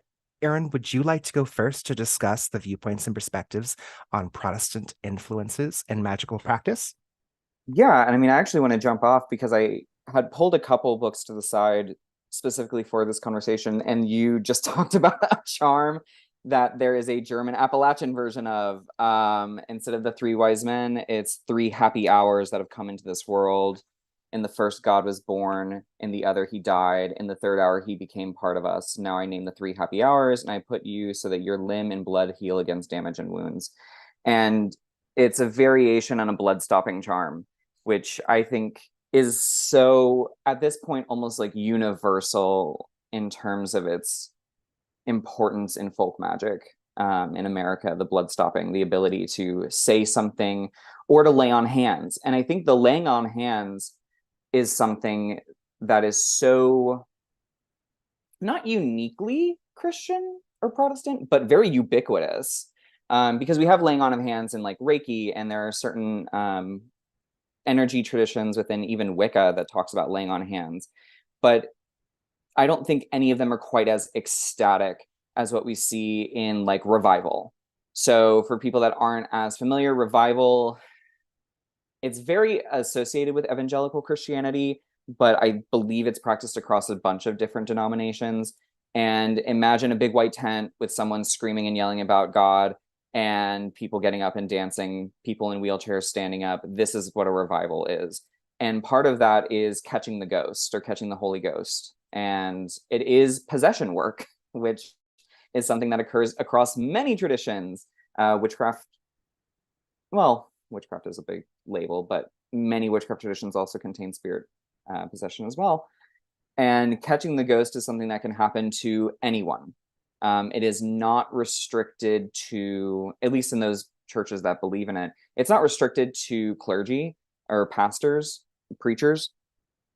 And especially if you've ever been to a Pentecostal service, these are the folks that are often kind of given some shit because there was a time period, it might still happen sometimes, where they believe that by having your body full of the Holy Ghost, you could survive things like drinking gasoline or handling snakes. And we found out later that they weren't drinking gasoline or they were handling snakes, but they normally would put them in a freezer beforehand. So they were very lethargic because they're cold-blooded animals. So, but Pentecostal churches are not universally defined by those kind of charlatan characteristics. I think of them more as the ones that I visited when I was a child with my aunt, where it's defined by the way in which the spirit moves through the church. Because people will stand up and they will sometimes testify, meaning that they will talk about what God is doing in their life. And sometimes they will simply stand up and speak either glossalia or a different language. So glossalia, and this is something that I think is in traditional witchcraft circles very prominent, is the speaking of nonsense words. I'm doing air quotes as the disembodied voice, so that's really helpful. Glossalia is the saying of nonsense for some kind of an impact. And it actually, I started thinking of this when Voga was talking about the repetition of chants, because it's the opposite for me. I will catch spirit. It might not be the Holy Ghost every time, but instead of repeating the same chant, it's the same rhythm. But the words are not in any earthly language, right? It's about the spirit speaking itself through my body. And so the way in which, I hate using the word vibration, but it's very literal, the way in which my throat, tongue, and mouth vibrate words out, the way in which the air interacts with my body becomes very integral to the magic being made. So I wouldn't have that as a part of my practice if I didn't have this Pentecostal influence that talks about catching the ghost, feeling the ghost, and that ability to call on the Holy Ghost and then lay hands on someone and give healing, or that ability to call on the Holy Ghost and experience the degree of possession where sometimes it is, I am so overcome by the spirit within me that there is no English word for me to say. There is sometimes even like a crying that comes into it because you're full of so much emotion and so much spirit that there is nothing to do but to expel it through words that wouldn't otherwise have meaning and tears, because there is that much just existing inside of you and coexisting at the same point.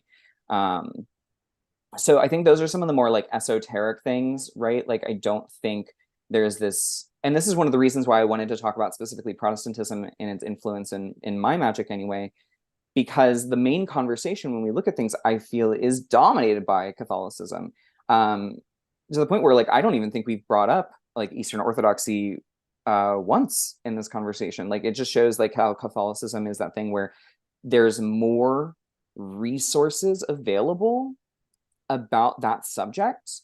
And that's a good thing. I'm not saying that's a bad thing, but it stands in an interesting juxtaposition where throughout America, the most prominently loud religion is going to be evangelical Christianity, but we don't have this conversation around what folk magic coming out of those places looks like. And I think the immediate assumption is, oh, it doesn't exist. And that's always been my thing, right? Everything I've ever done, for people that don't know who Aaron Oberon is, I wrote a book called Southern Cunning. And the whole point of that book was to say like Southern magical traditions exist, and you do not have to resort to cultural appropriation. You've got stuff in your own backyards. So this is a huge thing for me, which is to talk about the fact that, yes, there are magical things maybe not well documented or discussed, but there are magical things coming out of this Protestant world. And the biggest thing that I thought that we hadn't really caught on, and why I wanted to talk about the Holy Ghost so much, is because we've already discussed things like the Bible and the Psalms and speaking over it and using these tried and true charms, psalms, and phrases to make magical changes, but I don't think we had really hit on the Holy Ghost, which I know the triumvirate exists within Catholicism, but I don't know the role that the Holy Ghost plays in those traditions. Whereas in at least Southern Baptism, the Holy Ghost is massively important for that personal connection to God and Jesus. And I think the only other thing that hasn't been talked about as much is the Bible itself as a talisman. And this is something that we have very strongly throughout the Grimoire tradition, right? It's not just the Grimoire contains information or the Bible contains information. No, the book itself is magic. The Long Lost Friend, or Powwow or Long Lost Friend, is a very, very well-known American grimoire, there we go, that typically has an inscription on the inside that says, by carrying this, you will never befall harm, you will never know death for as long as this book is on your person. And there are some Bibles that'll say like things about not getting shot with bullets. Oh, there we go. Always, Marshall, you are always on hand. I love you for that. So the Long Lost Friend and other grimoires themselves, just simply by possessing them. So when we talk about cunning folk, particularly in England, because that's where my sources are, we see that it is the possession of the books in addition to the ability to read them that gives magic. Just by holding a book, you can conjure a spirit and have it be beholden to you because you have the book. You are the master of the book. You are the master of the spirit. With the Bible, simply by having it in your possession, and if we want to take a more witchcraft direction, having signed your blood in the back of the book of Revelations and reclaiming it all in the name of yourself or another heretical spirit, whatever your flavor is, gives you control and power over the things within that book and allows you to, as a heretic or an apostate, exert your control over the world that is so dominated by this book. So, yeah, that's it. Or when a priest is holding a Bible over an exorcism. I mean, it's the same thing. Right. Oftentimes, when you have the spirit and you're doing an exorcism as a Protestant, Protestant exorcisms are wild. I've only experienced one in real life, and it was fucking crazy. Excuse my language, but yeah, oftentimes it's the hand over the head, right? And you're casting out the demon, and you're yelling. You can't be a Protestant without yelling. But there's also the picking up of the Bible and hitting someone in the head with it as if you have a roll of newspaper in the 1950s and you're hitting a dog, right? You're just smacking the demon out of them. And Protestant ideas of demons are very interesting because thoughts are demons, concepts are demons, homosexuality is a demon. So there's a lot of these exorcisms where the Bible is used to cast out the demon of homosexuality. So there's a lot of I know sounds like animism right there. Oh no, it is. It's very animistic because you are personifying something that otherwise would not have its own existence. So it's not the best. I don't think it's the best note to leave on and be like, yeah, Protestant has some cool stuff, exercising homosexuality, but that is an undeniable part of it. And that's the other thing to say is that these things are all not sunshine and rainbows. Like a lot of these experiences are very traumatic. The reason why I was not raised Pentecostal and was barely allowed to even go to Pentecostal churches was because despite having aunties who were Pentecostal, my mother was terrified of them and thought that these churches were nightmarish because of the possession. Because of the possession. I wanted to jump in and say that you bring up a really good point, especially about the democratization of God that comes up within Protestantism. So within Catholicism and also Eastern or in Orthodoxy, Orthodox Christianity, the power is held within the clergy, and that is who is in direct transmission, or there's a hierarchy, which means that you have to talk to following all the way up to the archprimate or whatever, so on and so forth, or the Pope. That being said, within traditions such as spiritualism, it is and therefore all the other things that come out of spiritualism, including espiritismo and so on and so forth, the entire purpose or the entire reason why these traditions are able to exist is because of Protestantism. No longer then do you have to listen to somebody who can directly call up God. Now you are removing the middleman, and you are able to receive the message, which is very much what you're speaking about, Aaron, is the spiritual possession of the Holy Spirit coming into the body, which is why in so many churches, such as a Pentecostal church, possession is so important, and ritual possession by the Holy Spirit is so important. And then we also see that mirrored in things like spiritualism, where or even Quakerism, which I believe somebody said they were ex-Quaker in the chat, is you sit and you wait and you concentrate or lose concentration until you are moved to speak by this spirit, and then that can lead to other things, so on and so forth, like possession, and then the music comes in, and then everybody's jangling tambourines and so on and so forth. It is a lot more direct than, say, Catholicism, where you're getting a lot of other people to do things for you. And I think that's, I mean, there are a lot of things that you can do yourself, but a good Catholic might need to have somebody intercede on their behalf, whereas in Protestantism, it is mostly, I'm just going to go do it myself, because God lives in me. Those bootstraps. They're It being is pulled. a very bootstraps kind of tradition, because the belief is that you have a close personal relationship with Jesus and that you should be able to do these things. And I think one of the things that I admire about Catholicism is just like God basically said, like, I have too much to do and I need to, he hired people, he got good employees, and he democratized the system. But yeah, in Protestantism, it's very different, because you're supposed to have this close personal relationship with Jesus. And if you're living a holy life, but your prayers are going unanswered, then through that lens, you do not have the close personal relationship with Jesus that you're supposed to. And it's very controlling in a way that makes you feel a unique form of Christian shame, I think. Yeah. I think that your input was very important to me in this very specific time, like this very specific conversation, because now you're helping me realize the reason why I like to perform Catholicism, or I like to perform Catholicism in the way that I do, was because of my Protestant upbringing. It's like I take everything that I want done and do it myself without the intercession of somebody else.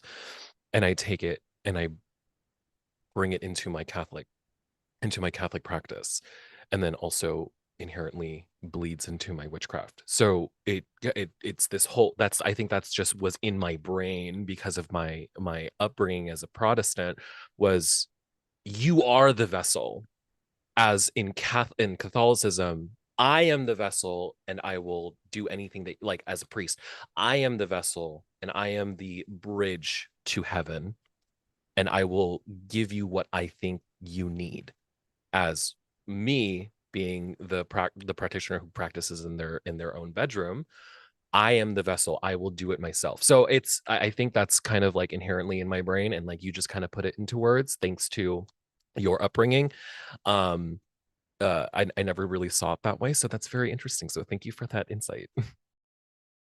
Glad that me and my trauma could be of service. As Do mine. Do either of you guys want to contribute to this one? I know that you're not necessarily Protestant, or I'm not sure if you'd have any things you'd like to add. Okay. Well, I literally muted myself right before I was going to start. I was just so ready to hand the mic over. Okay, so I want to get to our last question. And before I do, I want to preface the reason why I think this question and topic is so important to talk about, especially in our community, the way that we talk to each other online. One of the major issues that I personally feel, and this is, I think, a lot of self-work that I've done, that maybe I have had with my past trauma within the church, really kind of begins with the institution itself. Because let's be honest, we need to recognize there is a difference between the institution and the people that are in it. There is a difference. That's my opinion, but I think that most of us would agree with that concept. I think that there are a lot of people who end up taking things that they learn there, implementing it in their lives. It helps them, makes it wonderful. Then I think that there are some people who think that because it did so for them, they must get other people to do it as well. And one of the things that was very traumatic for me, especially with all of the other baggage that came with telling me that, I was going to go to hell and all that other stuff, et cetera, et cetera. But one of the big things that I noticed amongst all of our conversation here was that the topic of conversion never was brought up once. The topic of evangelism, other than studying it and understanding it, wasn't brought up once. I think that one of the biggest traumas is the force feeding you this idea wholesale, no matter which direction it's coming from, whether that's Protestant or Catholicism or whatever. None of that was brought up here once. And I think one of the biggest things that I see with a lot of issues in our community when it comes to Christian bashing really stems from that. So when it comes to our community, when it comes to Christian practitioners who are folk magicians, who identify as witches, I think we need to have more of that open air space for Christian practitioners in our community. And I wanted to have this conversation because we'd had Ry and Voga on the podcast before, and we talked about what it means to identify as a Catholic or a Christian, but not spend your time and faith trying to convince others of it. None of that happened here tonight. And I hope our listeners and watchers who watch this notice that didn't happen either. And I think now that we can see an example of this, we can kind of move forward a little bit more with that more broadened experience and viewpoint. And we can kind of go into it recognizing that all of us have room at this table, and we're not here to try to change each other or evangelize each other or take from each other. We all have so much to give. So for our last topic, I really wanted it to be something a little bit along the lines of, as practitioners, what goes through your mind when you hear your community say negative things about Christianity, Christians, and the institution of the church? What goes through your mind when you hear or see this? Because all of you have a platform to speak about your experience. And I really wanted to take this moment now for you to voice what that feels like, because I think the community would like to know. I would like to start, if that's okay. Please. I think we've spoken about this specific topic in one way or another numerous times on different podcasts and also on our platform, where I want folks to understand, just personally for me, is that the work that we do, especially within the red text and then also within my own personal feed, is and then also within my own personal practice, is I am not an advocate for, well, I'm not speaking for the institutionalized body. I'm not speaking for the institutionalized church. There's people who know who I am. I am very, very much an advocate for dismantling, deconstructing, and reconstructing the church for your own personal practice. What we're doing, we are not, I want folks to understand, is like who you're against is the institution, not the faith.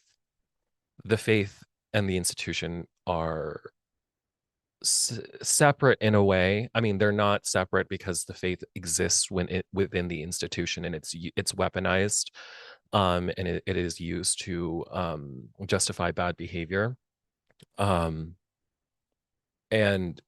so I want folks to understand, it's like, coming from a Catholic or a Christian perspective, we do not, we speak for the faith, we speak for the spirits, we speak for our own personal practices and our own work that we do. I exist on this plane, I exist on my platform for community. I'm here for my community, and my community is vast, and it is diverse. Most of my friends are not Christian. Most of my friends are not Catholic. Most of my friends are actually the opposite. They're very much not associated with any sort of institutionalized religion. I'm not here to evangelize. I'm just here to share my experiences and why my experiences work within the Catholic framework. And this is through practice. And I always tell folks, it's like, I'm not here to teach. I'm not here to preach. I'm just sharing what I'm doing. And I'm not standing in front of you. I'm not standing above you. I'm standing next to you. And we're trying to figure it out together. I just think that with someone who has a platform like Ry and I, we just wanted to be the voices for those people. And we wanted someone who maybe didn't have that perspective to see as like, oh, there is someone who identifies the same way that I do and who is revisiting their upbringing and is trying to deconstruct their trauma and their upbringing, like a little, just like a little queer like me who was trying to figure it out and who didn't have a voice and didn't have the perspective. And it was through the grace of my spiritual core that I was able to find you all and the friends that I have to help me gain that perspective. There is no sense of gatekeeping or stolen word or evangelizing in any way I do my work. And I'm only speaking for myself here because, and I feel like all of us would agree that we're just sharing who we are and how we practice and how we see things. And all of them work. They all work in some respect to some extent. So you get to choose and break up what we're saying and see how it fits.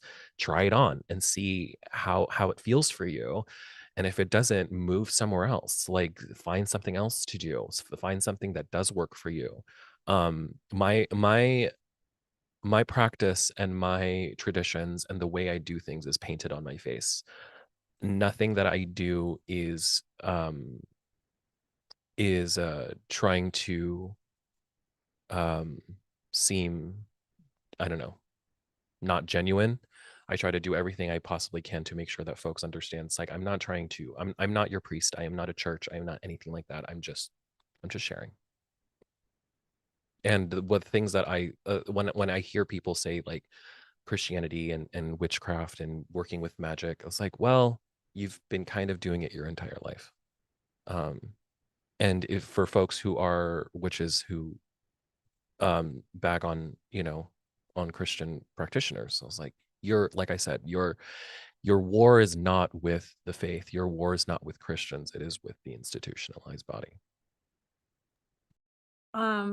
I was gonna add, Marshall, when you go, how do you feel when you see people criticizing the church? I was gonna be like, tea, mood.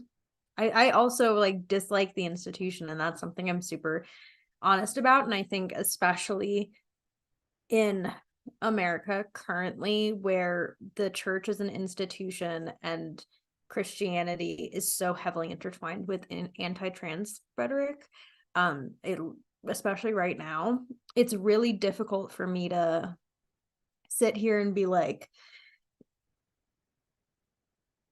I love the church. I don't love the church. So I think that there's criticisms that occur of, and like Voga said, you're criticizing the problems with the institution. It's not with the people of the faith, because there are definitely people of the faith that I grew up around and I knew that were amazing, but the institution itself is a problem. And what I've noticed too, I think, is there's a lot of, especially when you're in the folk Christian area, when maybe people are folk witches or folk practitioners, there's a lot of hate or criticism of the institution directed to those practitioners rather than being directed towards people that may actually be contributing to the harm. Not to say that folk practitioners are completely unable of contributing to harm or contributing dangerous rhetorics. There are definitely, like, that definitely can happen.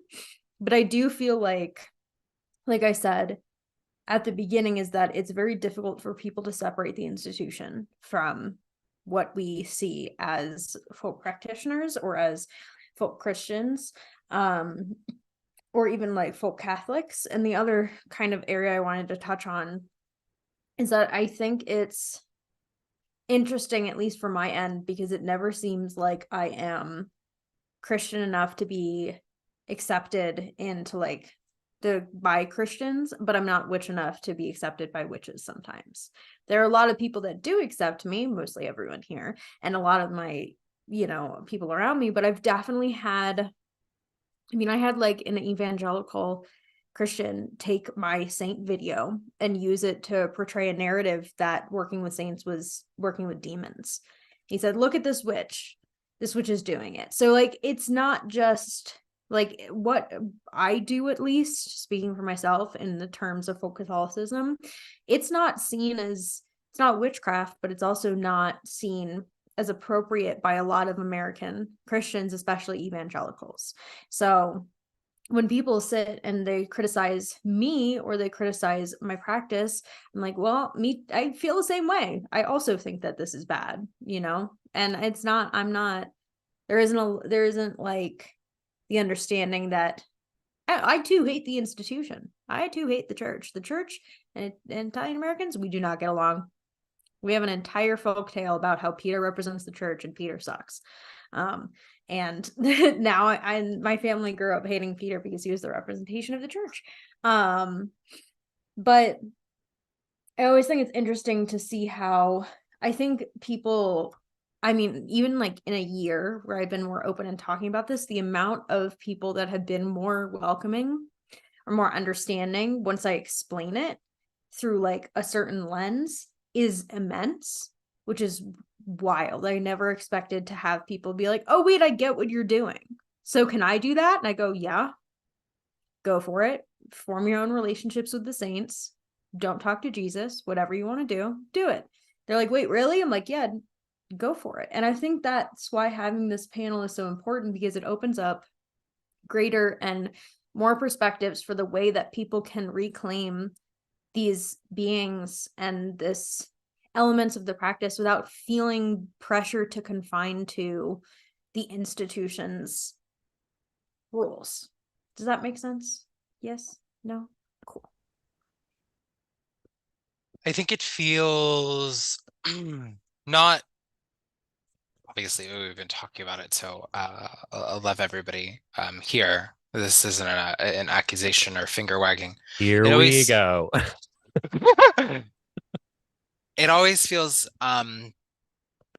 potentially, and maybe it isn't, I don't know, maybe I don't have a good gauge of like how the things that come out of my mouth impact people. I have no idea, but I think it can always seem a little redundant to always emphasize the importance of Christianity within witchcraft, within magic, blah, blah, blah, or how it works, or does it work, or can they be separate, can they be conjoined? Because when you get out of a WASP lens, white Anglo-Saxon Protestant lens, it's just there, and people don't need to dissect it as much as we're doing now. I'm happy we're here. I'm happy we are dissecting it.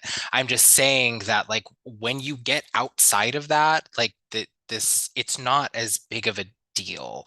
It's not something that needs to be dissected or pulled apart or with so much conjecture and so much like speculation.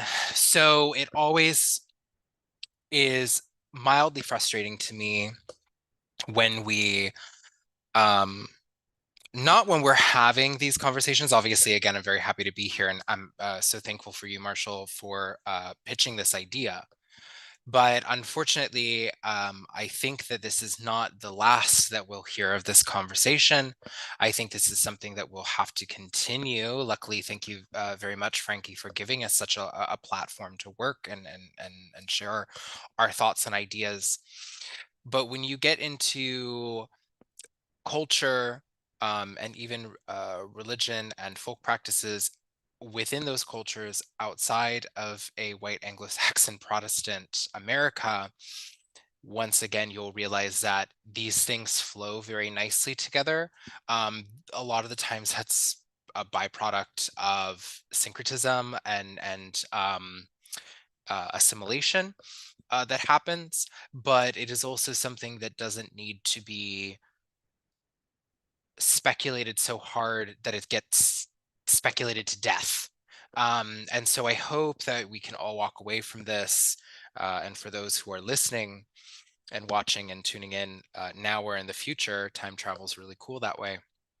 I hope what we can do is remember that religion is complicated, and it is a lot bigger than an origin point or a they ruined it, this one particular group or people or person or place or thing ruined everything for everybody. That's not how history works. That's not how religion works. That's not how practices work. And when you get outside of orthodoxy, it gets even just more complicated than that. So I think that's the last of my elevator pitch for today, but I hope we can walk away a little more informed and also like asking a lot more questions, but also realizing that sometimes the less questions we ask, the more answers we'll receive. The oracle is spoken. Amen. Thank you.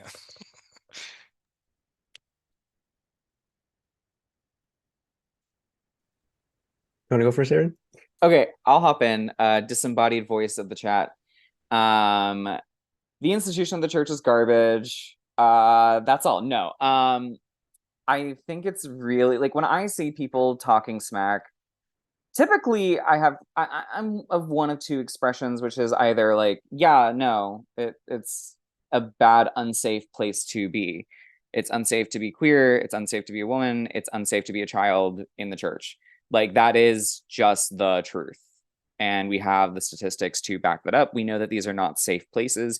I really don't mind anyone talking about tearing down the institution of the church because it's bad. When I see people talking specifically about Christian people and not our Greg Locks of the world, I'm sure that won't get taken out of context at all, but the just everyday practitioner who might be a silent observer, but we don't really know. When I see a lot of people just raging against Christianity as a faith, all I can think to myself is, in the most gentle way possible and not being funny, have you been to therapy about this trauma? Like I'm being so serious. This is not like I'm genuinely not joking, which is rare for me. But I really do think that people have a lot of unprocessed trauma, and there's a difference between criticizing Christianity in the church and absolutely dogpiling and allowing your trauma to make choices for you, which we all do. And you just have to decide if that's going to be a healthy choice for you as an individual. And then that actually genuinely is it. I think people need to really sit with it and decide if they want to hang on to that hatred. And it's a very natural response. It's okay to be angry. It's always okay to be angry. But do you want that controlling your life? You can still be angry and not let that control who you are. And I think that that's a really important distinction between those things. There are no such things as bad feelings, but you can act on them in poor ways. And so by seeking out genuine counseling and processing your trauma with professionals, and so minor soapbox, do not go to quote unquote spiritual gurus to try and process this trauma. Go to a trained professional. We are in the witchcraft, pagan, and occult community. There are a lot of people who want to take advantage of you for these very same things. They will call themselves pagan, witches, shamans, gurus, any phrase that holds any kind of weight to it, they will take, appropriate if need be, in order to take advantage of you. So do not try and find spiritual leaders to help you process the trauma. No, go through the right channels. Do the hard work, because therapy's hard. It will make you confront difficult things, If you're unable to afford therapy, there are sliding scale people out there who will pro bono take you on. You just have to do some research. It's a little difficult, but just decide for yourself. Is this unprocessed trauma, or am I just pissed off in this moment? So I do genuinely say that with all the love in my heart, that there's, you know, a lot of people speaking from not just a place of pain, which is an okay feeling to have, but a place of control.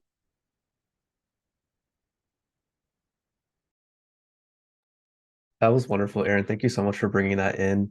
And I want to speak to something Austin brought up as well, as like the importance of asking questions, right? Like when this question for this panel was asked, the first thing that came to mind was like the importance of humility. Like, when have you never not been wrong about something you said or did, or a belief that you held, right? And the ability to hold that space for others too. Yes, the institution's shit. No, we shouldn't apply that same label to every individual practitioner, because the people are not represented by the institution, as you can tell by everyone here right now.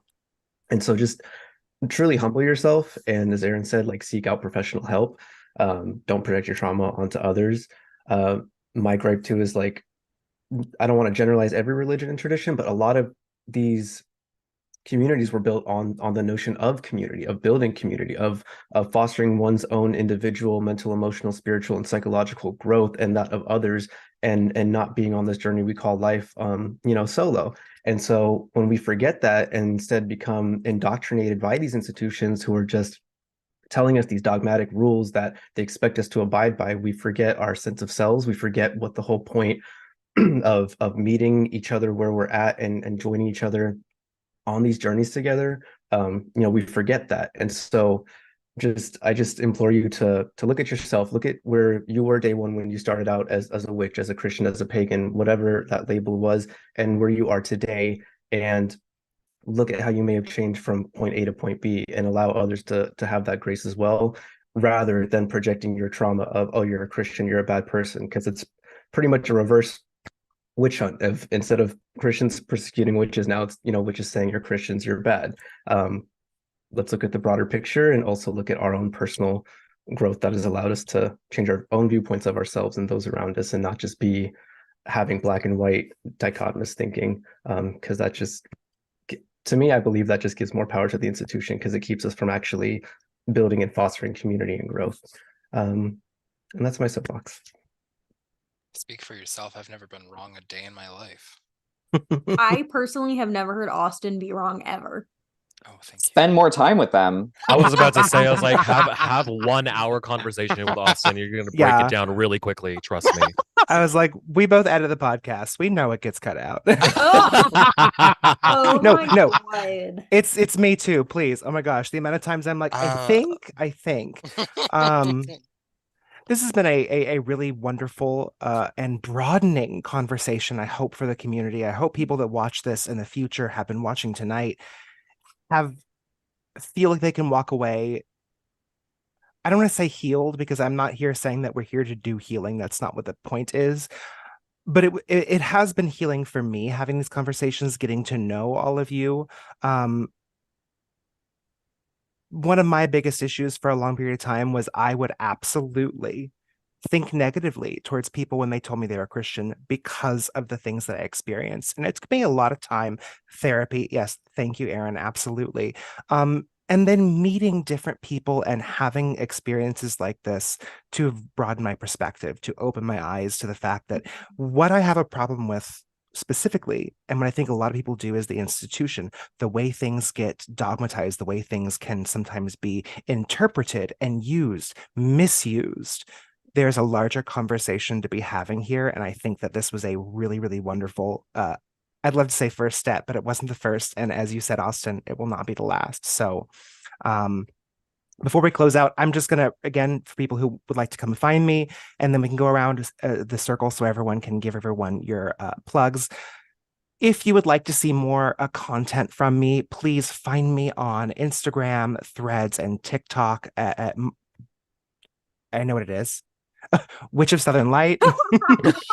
Right. Yeah, that's just me, Marshall, Witch of Southern Light. You can find me on all these platforms. I wrote a book called Cunning Words, a grimoire of tales and magic. You can find it on Amazon, and also on Barnes & Noble.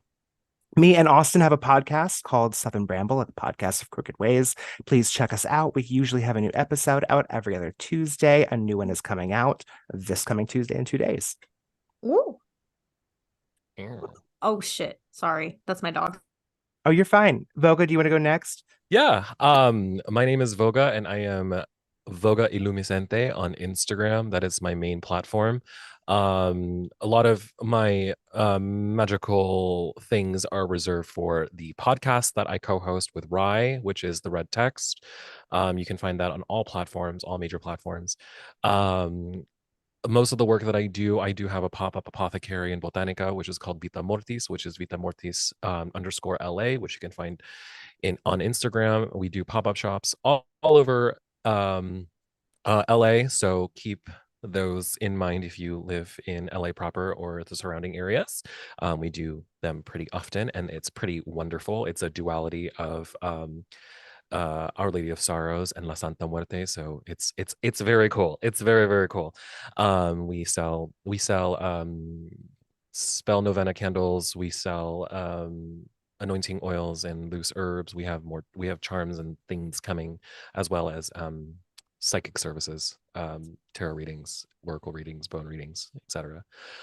For any of you who follow Frankie, you will be seeing me often because I edit their videos. I am Frankie's editor, so you will be seeing me do that. Yeah, so that's me.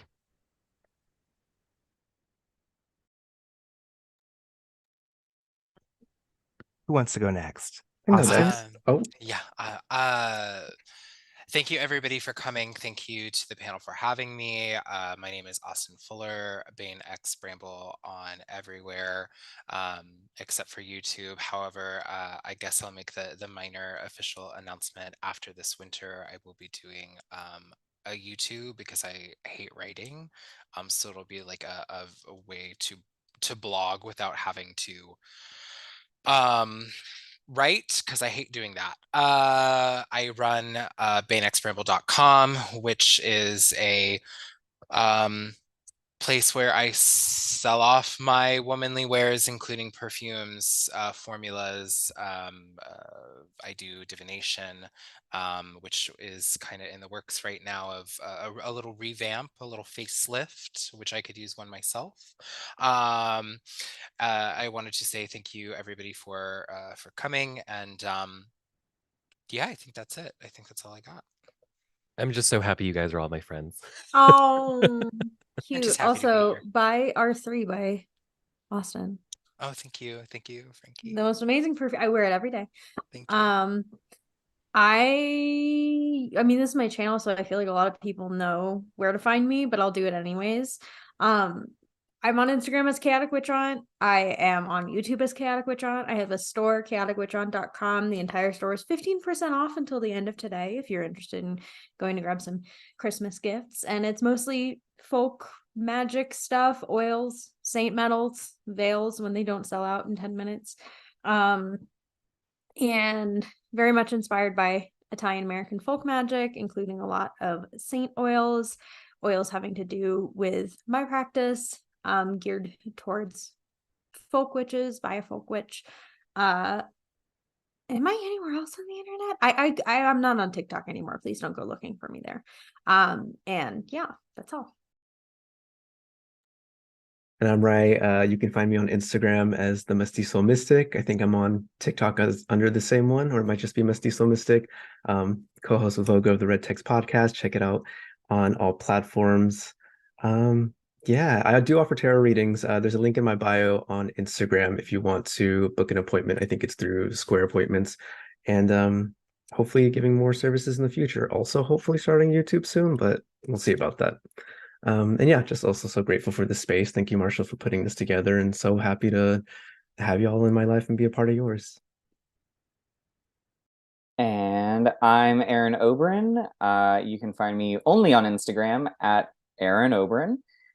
You can technically also find my art. If you like spooky art that is little mini stories within themselves, you can find it at Skull and Moon Prints on Etsy. All one word. If you don't do one word, you'll get really ugly scarves that have skulls and moons on them. So Skull and Moon Prints. You can also find my writing I wrote a book, Southern Cunning, American Folkloric Witchcraft, Folkloric Witchcraft in the American South. I know the name of my own book. Wherever books are sold, and you can also find me as the Florida representation in Llewellyn's Book of North American Folk Magic. That's it for me. This has been an amazing experience. I'm so glad that Marshall put this together, that Frankie gave this platform, and that Austin, Ry, and Voga and myself are able to be here. And also thanks to Voga for editing. That's a hard job. Shout out Voga. Well, I think that has been it for this live. Thank you all for joining. This has been such an amazing chat. I can't wait to come back like in the next week and just like look at the comments. I feel like this is going to be a great chat for a lot of people to hear, to kind of participate in. I feel like when you listen to these chats, you are participating because you're getting to really hear all these perspectives and again broaden your viewpoint. So if you joined us tonight, thank you so much. It has meant the world to us. Au revoir. Au revoir. Ciao. Boa noite. Bye. Bye.